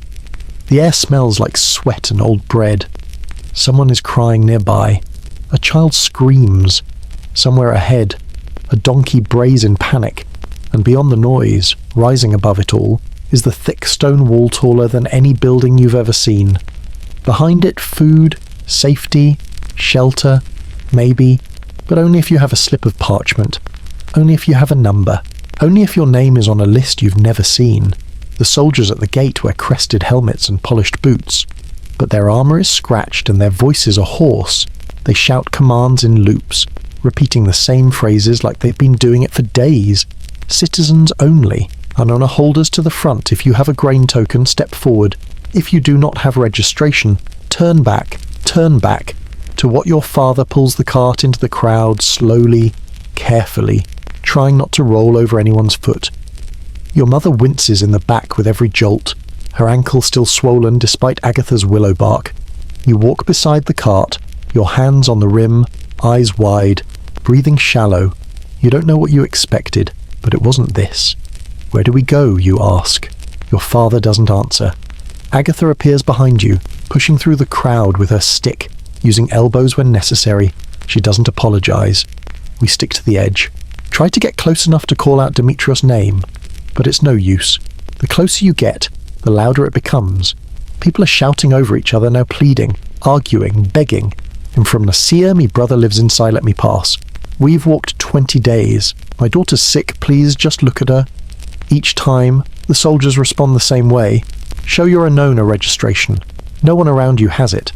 The Anona system, you learn, is a grain registry issued only to citizens of the city, or to those approved by the palace for rationed bread. Everyone else doesn't exist. Your father lifts his voice. "We're farmers, well work. We brought tools, we can unload grain, dig canals, whatever you need." No response. Agatha tries next. Demetrios, she yells. "Dockworker, harbour shift." Tell him his mother's here, but no one answers. A man near the gate tries to push forward just a step. A soldier clubs him across the chest with the flat of a spear and sends him sprawling. A woman screams. The crowd surges backward, then forward again, wave after wave, like a sea without order. You're nearly knocked off your feet. Your father pulls you upright. Your mother grips the side of the cart, her knuckles white, her lips bloodless. The sun, if you can call it that, is still overhead, but it casts no shadows. Just that same colourless light that makes everything feel like a half-finished painting. A child near you is crying. A man is singing an old hymn under his breath. Someone else is praying, fast and panicked. Suddenly, there's shouting ahead. The crowd is moving fast this time.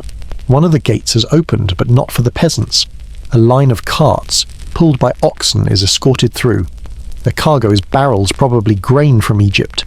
Soldiers flank them, pushing people aside. A woman trips and is stepped on. Another screams. Someone shouts, "Traitors!" Then the gate slams shut again. The crowd surges forward too far, too fast. And then it happens. A soldier raises his shield and slams it into the chest of a man who tried to grab his boot. The man stumbles backward, hits the stone wall, and collapses. His head strikes the ground. Blood fans out into the dust. Everyone freezes, and even the soldiers. For a moment, there is no sound but breathing. Then the soldier yells, "Back, all of you!" The other guards raise their weapons. Someone behind you screams. The crowd recoils as one, pulling back in a tangle of limbs and cloth.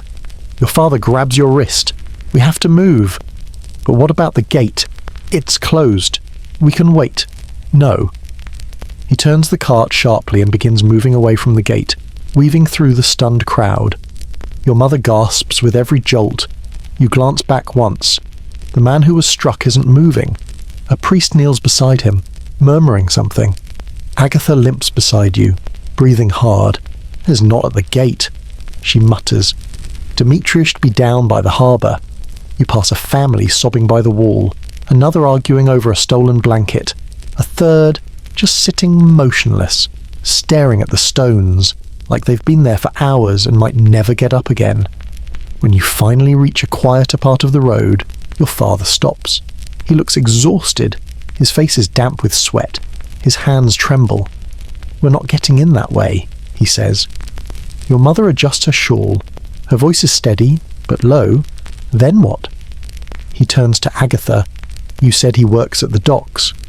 She nods. Then we find him. You sit down on a crate near the road. Your legs ache. Your ears are still ringing from the chaos. But your heart is heavier than anything, because now you know something you hadn't let yourself believe before. There is no welcome here. Not for people like you, not without paper, not without registration, not without names on lists held by men in armour who don't even look you in the eye. The gates are shut, the Empire is full, and mercy is locked behind a wall.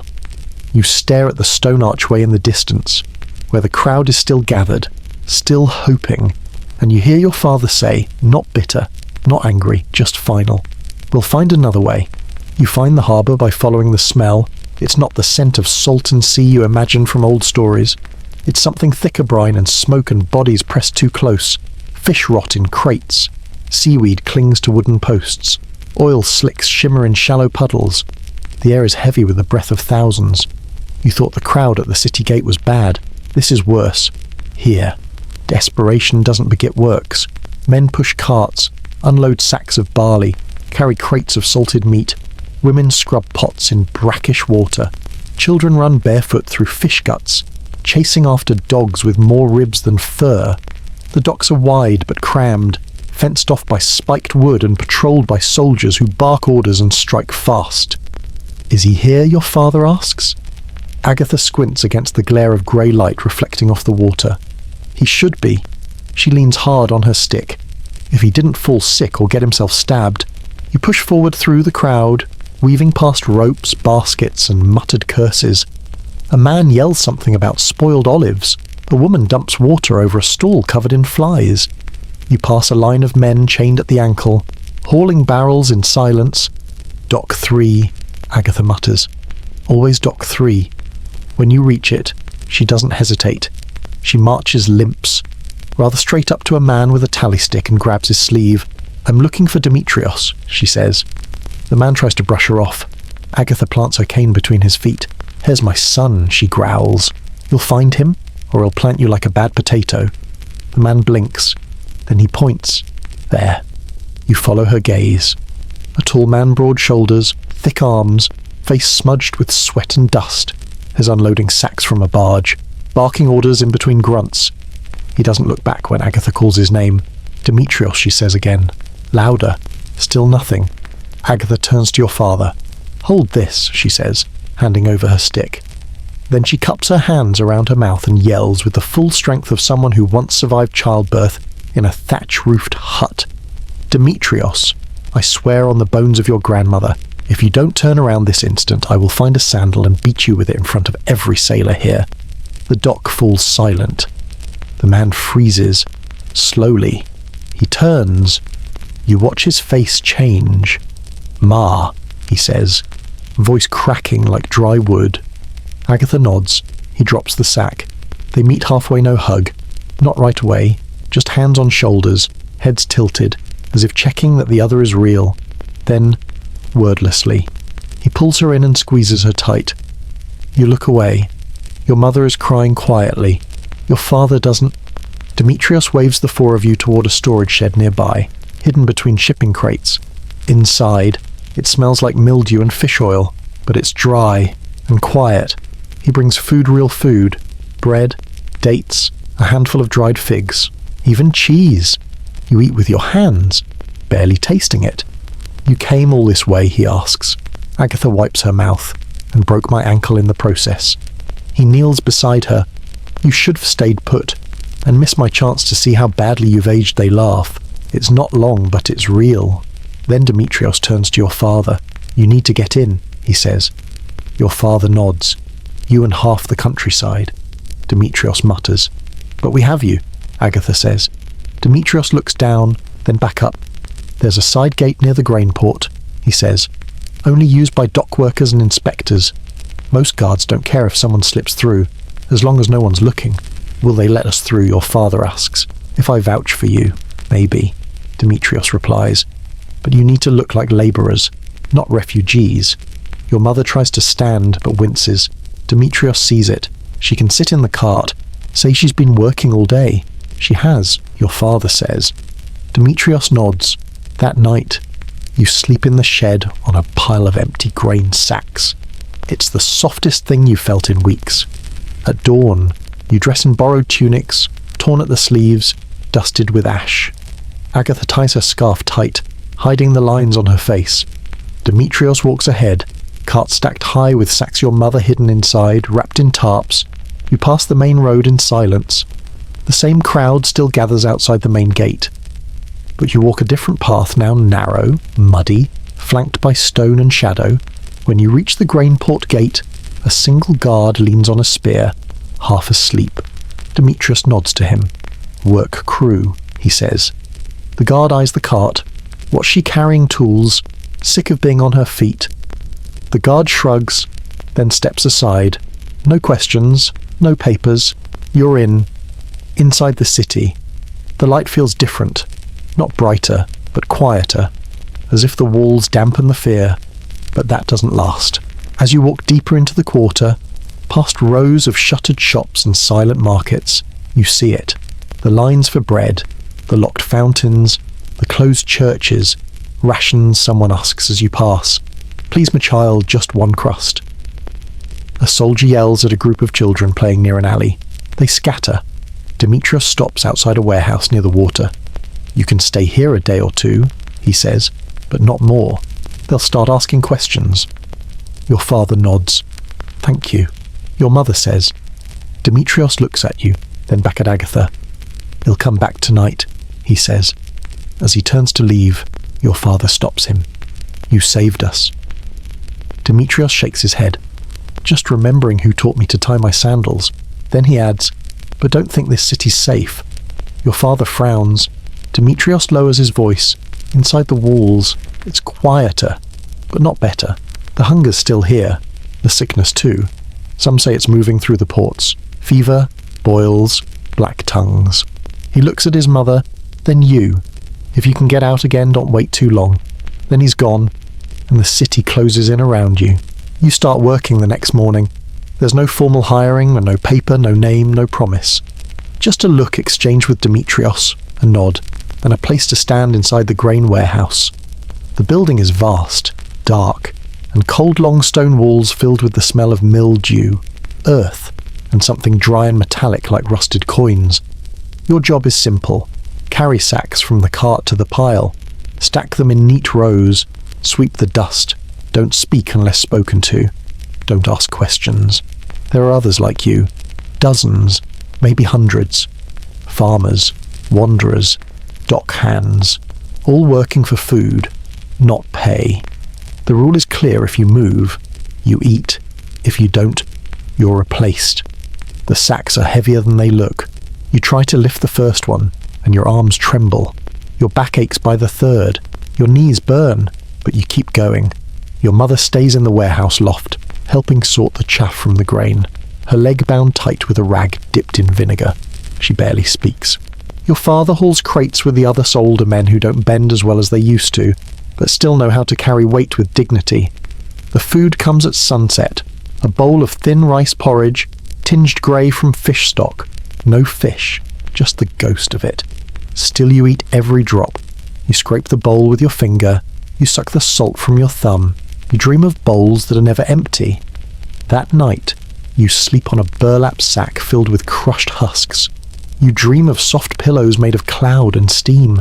But when you wake, your shoulders numb, your face is cold, and your legs ache as if you've run for days. You work again, and again, and again.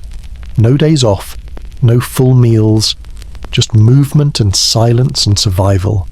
The city, you learn, runs on labour and fear. At dawn, the dock bell rings and men pour out like ants, pushing crates and dragging nets. By noon, the bread lines curl through alleys. At night, the gates close early and no one argues anymore. The soldiers change too. They used to watch, now they inspect. They used to bark, now they shove. You hear things in the warehouse, not from Demetria, she avoids rumour, but from the other workers. Talk of riots near the meat markets. Someone stabbed over a sack of barley, a fight in the bread queue, a priest arrested for saying the emperor lost God's favour. Most people pretend not to hear, but you do. At first, you ignore it. You focus on the grain, on your breath, on the rhythm of walking, lifting, dropping, walking again. But one night, after supper, a new guard arrives, as younger, sharper-eyed. He counts every sack, watches every step. And when your father drops a crate too loud, the guard steps forward not with punishment, but with a question. You registered. Your father hesitates. Demetrios steps in. He works for me. The guard looks at him, then nods. But from then on, the soldiers stay closer. They watch the fires at night. They check the doors before letting anyone leave. One morning, the bread is late. That night, the porridge is thinner, and still you work. Because work is safer than rest. Work is warmer than thought. Work means no one asks if you have papers. No one asks if you belong. You sleep between piles of grain. Your dreams are no longer stories. They're smells, imagined flavours, half memories of lentil stew and warm crust. One night, you dream of honey, but wake with your mouth dry and your tongue blistered from thirst. Your mother teaches you how to wash with a cloth dipped in vinegar water. It's enough, she says. Clean hands are hope. You don't understand it fully, but you believe her. Your father keeps sharpening his blade, not for hunting, not for protection, just for the comfort of the rhythm. Demetrius visits less often. When he does, he brings news with his eyes before his mouth. The harbour's slowing, he says one night. Fewer ships, fewer crates. Even the rats are fighting each other. Agatha snorts. Rats have always been smarter than people. At least they don't pretend not to starve. You laugh, but it sounds hollow. Then one night, you wake to voices, raised ones. Near the gate of the warehouse, two guards, arguing. They started it. I don't care who started it, get the priest out of here before someone sees. You peek through a crack in the boards. They're dragging a man. His robe is torn, his beard stained with blood. You don't ask what he did. The next morning, no one mentions it. But the guards are doubled, and the porridge is gone. Instead, they give you bread crusts. You chew slowly, eyes down. Still you work. You lift the grain. You sweep the dust. You wipe your face with the back of your hand and keep your thoughts to yourself. You live. Barely. But that's still living. At night, your mother hums old songs. No words. Just the melody. The kind she used to sing when baking. Now she sings them beside sacks of barley and cracked bowls. Still you sleep. You dream of fields, of clear skies, of sunlight with shadows. The dreams don't last, but they're enough for now. The change starts slowly. Not like a riot, not like fire, but more like rotquiet, hidden, spreading beneath the surface before anyone dares to name it. It begins with whispers. In the warehouse, the older workers murmur while they sweep. A bread shipment that didn't arrive. A cart of beans overturned by looters. A woman stabbed near the west wall for a satchel of dried fish. Demetrios doesn't speak of it, but you see it in his face when he comes by, the extra sweat on his brow, the new tear in his cloak, the way he keeps glancing at the door. Outside, the city feels different. The streets that once held lines of quiet hunger now pulse with something else, something raw, twitching just beneath the skin. People still queue for bread, but they do it in clusters now, shoulder to shoulder, elbows tense. The priests speak less, the soldiers yell more. You notice the guards at the grain warehouse, how they've changed. They used to bark orders, passively bored behind their spears. Now they lean forward. Now their eyes flick across the crowd like prey might be hiding behind every sack. Now they look afraid. One afternoon, you hear the first scream. It comes from the warehouse door, sharp and fast. A young boy, maybe 13, slips inside during unloading.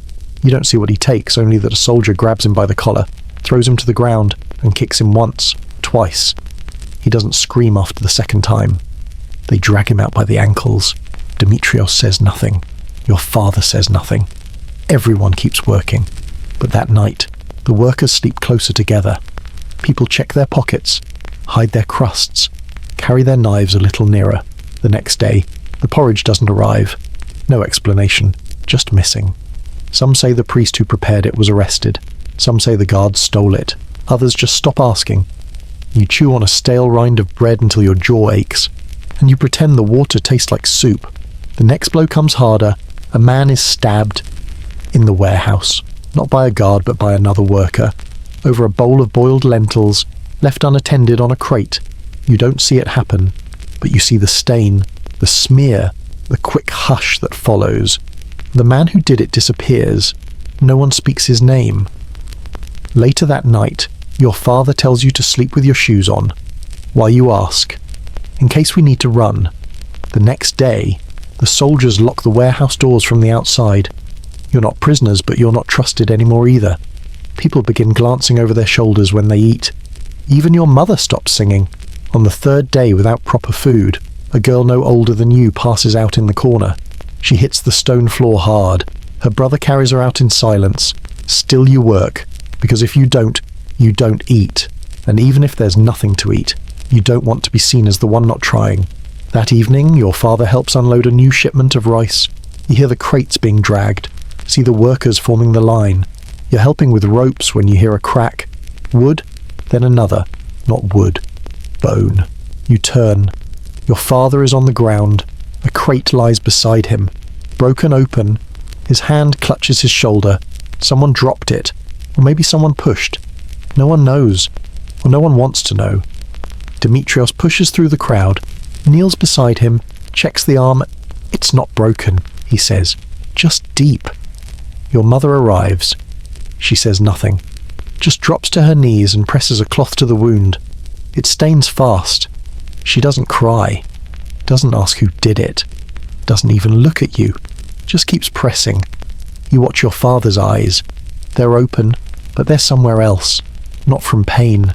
From realization. He's been strong this whole time. Carrying, leading, enduring. But now he's bleeding over a sack of rice. Now he's been reminded this city, this work, this system, it doesn't care. Your mother ties the cloth tight. The bleeding slows. That night, you help him lie down on folded sacks. He grimaces when he turns. Your mother stays beside him, holding his hand like she used to when you were sick. Demetrios offers to watch the door. No one argues. You lie in your spot, but you don't sleep. Not because of the noise, but because of the quiet. It's changed. Before, silence meant stillness. Now, it means something is coming. A deep breath before something breaks. And maybe, just maybe, you're next. It happens without sound. You wake to the same blue light that never dims, never grows. The warehouse smells like it always does, old grain, damp stone, sweat. You sit up slowly, your back stiff from sleeping on burlap. Your father is already stirring. Your mother's eyes are open, but unfocused, like she's been awake for hours and just never said anything. The others rise in quiet shifts, pulling on boots, brushing dust from their hair, stretching joints that no longer fully unbend. And Agatha doesn't move. At first, no one notices. She's curled near the wall in her usual spot, half covered with a worn blanket, her stick resting against the crate beside her. Her breathing had grown softer in the last few days, like parchment folding, then unfolding again and again. But this morning, it's different. You glance once, then twice, then walk over, slow. She's still, too still. You kneel beside her, call her name, Agatha. No response. You shake her gently. Her shoulder is cool under your fingers. Your mother is beside you in an instant, one hand over yours, the other reaching to touch Agatha's face. She nods once. No drama, no gasp, just a nod. She's gone. Demetrios walks over, quiet, kneels, pulls the blanket up to her shoulders. No one cries, not because she wasn't loved, but because no one has the strength anymore. The kind of crying Agatha deserved that loud. Wailing kind of grief requires more breath, more moisture, more hope than anyone here has left. So instead, the warehouse just adjusts. A few men shift crates to give her more space. Someone finds a canvas cloth and lays it over her. Your father lights a small bit of wax and places it near her head. And then, almost immediately, everyone returns to their routine. Because the city still demands grain. Because death, even quiet, kind death, doesn't excuse you from the list of bodies that must keep moving. Later that morning, your mother finds you alone near the back wall. You're just sitting, knees to your chest, staring at the blue haze spilling through the high windows. She sits beside you. You okay? She asks. You nod. But not really. She reaches into her pocket and hands you a crust of bread. You break it in half and eat without tasting. You ask softly, why didn't anyone say anything? Your mother looks down at her hands, because we all knew it was coming. She was nice, you say. She was more than nice. Your mother replies. She was decent. You chew slowly. The bread turns to paste in your mouth. Do you think she knew, you ask? She knew, she says. Last night. She pressed my hand when I covered her. She didn't say anything. Just that one press. Like she was saying thank you. You nod again. She didn't complain. You say, no. Your mother agrees. The old ones never do. You both sit there in silence for a long while.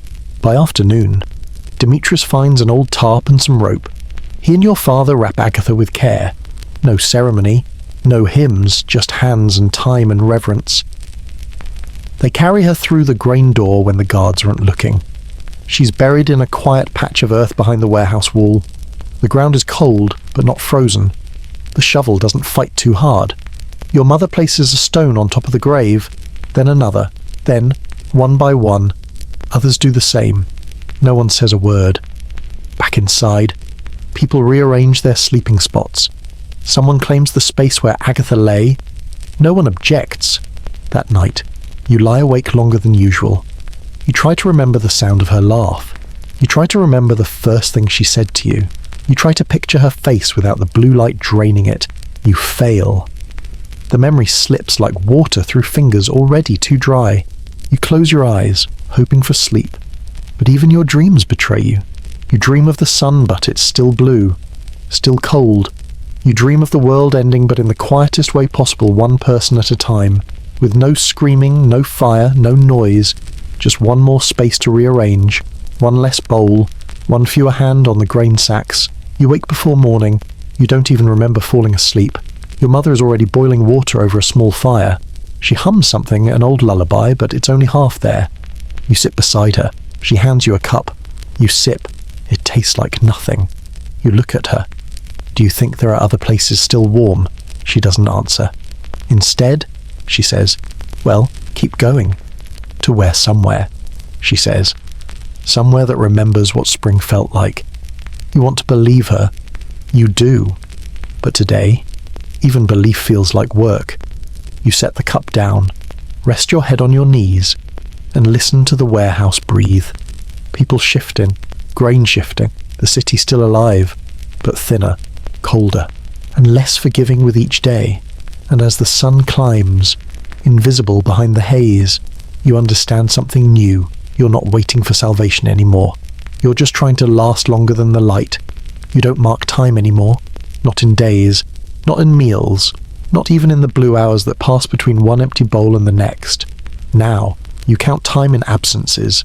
The absence of Agatha's voice, for one. Her wheezing laugh, the way she would press her thumb into her walking stick whenever she disagreed with someone but said nothing. That thumbprint still rests in the wood. You ran your own thumb across it once, just to check. It's still there. A small, smooth crater, carved by willpower and repetition. No one has touched her stick since. It leans against the wall, in the same corner, beside the space where she slept. No one says her name now. Not because they've forgotten, but because remembering takes effort, and effort requires energy, and energy must be rationed. Like salt, like hope. Your mother hasn't said much in 2 days. She's not angry, not distant, just smaller. Her movements are careful. Her voice is narrowed into a hum you can barely hear. Sometimes she murmurs to herself while folding cloths or stirring the water pot. Not words, just shapes of words, like echoes of a language no one speaks anymore. Your father works quietly too. His wounded arm is healing slowly, wrapped tight in a strip of linen he rewinds every morning. He grits his teeth when he lifts the sacks, but he does it anyway. He always does. He stopped sharpening his knife. He hasn't mentioned it, and you haven't asked. But every night, you glance toward the corner where he used to sit blade in hand, whetstone beside him, steady rhythm keeping the silence from getting too loud. Now, the corner is empty. You wonder what he's thinking, but he hasn't looked you in the eye in over a day. Maybe because he's afraid of what he'll see there. Maybe because you are, too... The warehouse isn't as full anymore. Not just because Agatha's gone, but because others have begun to disappear as well. Not all of them die. Some just leave. A woman named Theron vanished during the night. A boy named Phelan hasn't been seen since yesterday's grain shift. Nobody speaks of them. You used to believe that vanishing was worse than death. Now, you're not sure there's much difference. Death is just slower for some. The guards have changed again. Their faces are tighter, their boots heavier.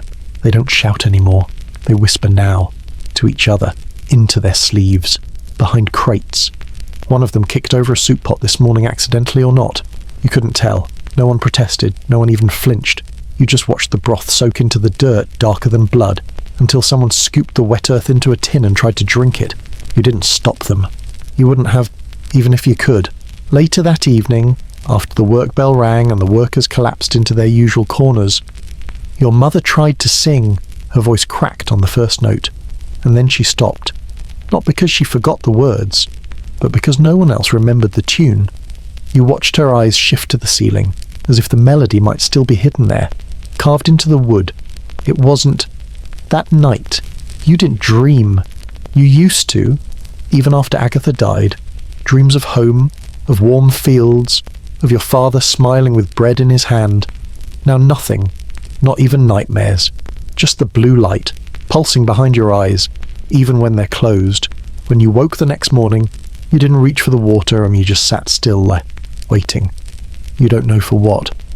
Agatha used to say that the worst kind of death was the slow kind. The kind that starts in your heart, spreads to your lungs, and eventually reaches your name. You'll still be breathing, she said once, but no one will remember what to call you. At the time, you thought she meant memory.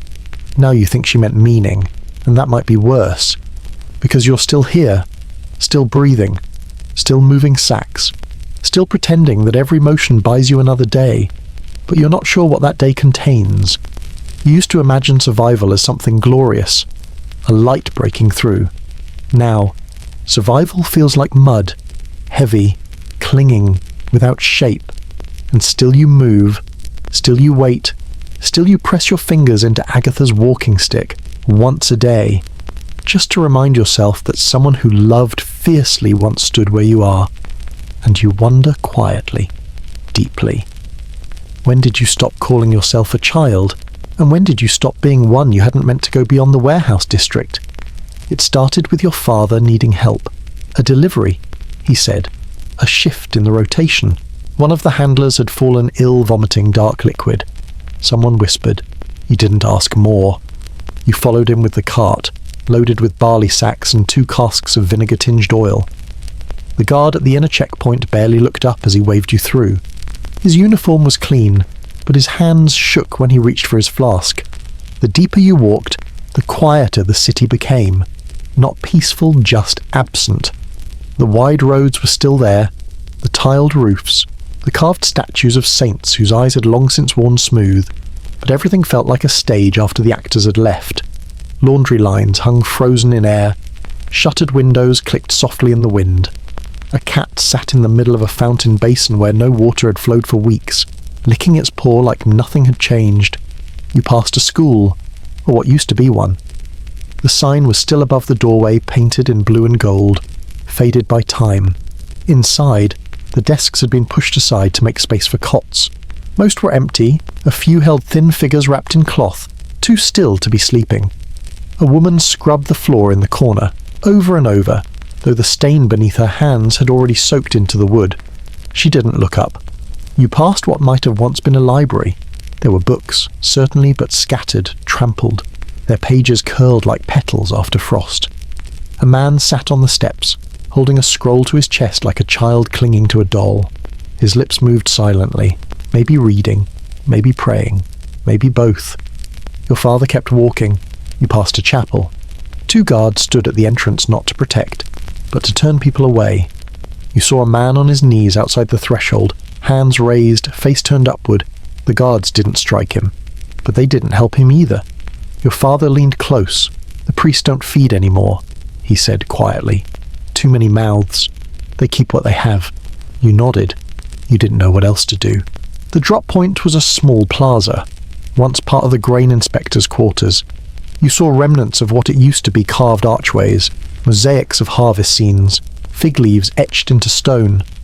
But now it was just a yard for counting sacks. A man in a hood waved your father over.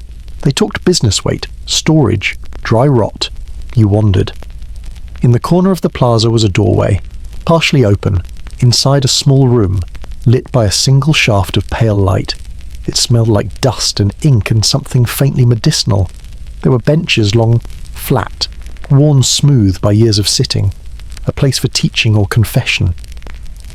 On one of the benches sat a man in robes, thin, pale. His hands trembled as he turned the pages of a small leather-bound book. You stepped in. He looked up, startled but not unkind. "You shouldn't be here," he said. You nodded. "I was just looking." He hesitated, then smiled a faint, tired smile. "There's not much to see anymore," he said. "But it's warmer in here." He offered you a seat. You sat. He didn't ask your name. You didn't ask his. He handed you the book. You couldn't read most of it. The letters were old, curling, beautiful and confusing, but your fingers traced the ink anyway. "My job was to copy," he said. "That's all. Just preserve what you asked." "Truth," he replied. You looked around at the empty shelves, the dust, the mould on the ceiling. "Do you still believe in it?" you asked. He didn't answer right away. And truth is patient. It survives things even we can't. Outside, a bell rang your father's signal. You stood. The man held your gaze, not pleading, not desperate, just present. "If you forget everything else," he said, "remember this: what is written can live longer than those who wrote it." You nodded. You left. Back outside. Your father was strapping the empty cart. "Did you see?" he asked. You didn't know what to say. You walked beside him, back to the warehouse, through a city that looked like itself but had already hollowed out from the inside. Every pillar held a story, every shadow, a warning, and every person still standing seemed to carry something that once belonged to someone else. Your father didn't speak much on the walk back, but when you reached the warehouse gates, he said one thing quietly, almost like a confession. "We're not the only ones pretending." You looked up at the blue sky above the city. Still no sun, still no warmth, still no answers. But you carried the priest's words with you, and you wondered if what's written lives longer than what breathes. What story will this city leave behind, and who will be left to read it? You sit awake long after the others have curled into their blankets. The fire is low, barely an ember now, but you don't move to feed it. You just watch it fade, slowly, steadily, like everything else. It's been days since you last dreamed. Not even nightmares visit anymore. Just black, heavy and still, like the part of the ocean where light no longer reaches. Tonight, you find yourself wondering something you've never asked before. If you're the last one left, if everyone else is gone, will you tell the story, and who would listen? You look at the faces sleeping around you, your father's chest rising and falling unevenly, your mother's hand still curled around her scarf, a girl near the wall whispering in her sleep, names you've learned, names you've lost, there's no record of them, no books, no statues, no maps, only you. If you die, so does the story, and you're not sure that matters anymore. You get up, quiet, careful, step into the cold air outside. The blue sky hasn't changed. It never does. But tonight, it feels closer, heavier, like it's listening. You walk to the corner of the warehouse where the dirt is softest, where Agatha is buried. You kneel, you press your hand to the ground, and for the first time in days, you speak out loud, not to pray, not to ask, just to remember. You say her name, Agatha, just that, and the sound of it feels heavier than the silence ever did. You whisper your mother's name next, then your father's, then the name of the boy who taught you how to tie knots back in the village, the old baker with the burned hands, the girl who gave you the last bite of her lentil cake. Names that aren't written anywhere, except in you. You don't cry, there's nothing left to shed, but your chest feels warmer, like you lit something inside. You rise, walk back inside, find a charcoal nub near the fire pit, kneel by the wall, and write a name. Agatha. You pause, then add your mother's, your father's, and then your own. Not big, not elaborate, just enough. You don't write what they did, only that they were. You go to sleep near the wall, and for the first time in weeks, you dream. Not of the past, not of food, not even of light. You dream of a child sitting in front of a wall, running their fingers over old, smudged letters, and whispering a name they've never heard before, as if trying it on for size. You dream of someone surviving long enough to remember. And that is enough. Not hope, not salvation, just remembrance. A warmth that stays, even when the fire dies. And as your breathing slows, you realize something quiet and small and true. If someone remembers even a single name, then the end hasn't fully come yet. Not entirely. Not just yet. You don't remember what month it is anymore. No one does. There are no seasons here. Not like before. The sky never changes. The cold never leaves. And the calendar, whatever shape it once had, has blurred into blue-grey sameness. No snowdrops in spring. No bees in summer. No fruit bruising to sweetness in fall. Only the long, heavy season you now live in. The season of waiting. The season of not knowing. The season of endurance without promise. You wake each morning, if it can be called that, before the others, not because of duty or hunger or habit, but because your body no longer believes in rest. It believes only in motion, in tasks, in routines. You rise, you stretch, you carry, you clean, you listen, you work, and at night you lie still and wonder. Was it always like this? And you realize the answer doesn't matter anymore, because now it is. No one asks about the sun anymore, not even the children. They stopped asking months ago. They stopped wondering what it looked like without the veil of blue. Now they draw pictures of the sky in slate and chalk, and when they colour it gold, they call it fantasy. Even the word sunrise sounds mythic now, like a name from a book of old legends. You live in the city now, but it doesn't feel like a city. It feels like a husk. The markets echo. The temples are hollow. The palace gates, once loud with trumpets and voices, now sit silent, manned by guards who no longer salutingly watch. The fountains are dry. The bells toll at the wrong times. You pass places that used to mean something. Schools, courts, baths, theatres. Now they're storage room, quarantine post, grave lots. Even the language is changing. People speak less. And when they do, they use new words for old things. A shared bowl becomes a day. A small loaf becomes hope. An open gate is now mercy, and your name. You stopped hearing it weeks ago, but you don't mind, because you're not that person anymore. Not the child who asked about the sky. Not the one who wondered what dream to chase. Now, you are the one who carries the heavy things. The one who knows where to find charcoal. The one who eats slowly, because there's no reason to rush. Agatha is gone. Your father is quieter. Your mother still sings sometimes, but only to herself, and only when she thinks no one is listening. You still mark the wall. Every few days, a new name. Not a history book. Not a chronicle. Just a list. Just a memory. A way of saying, you were. You once heard someone say that to survive a catastrophe is to become history. But you're not sure that's true.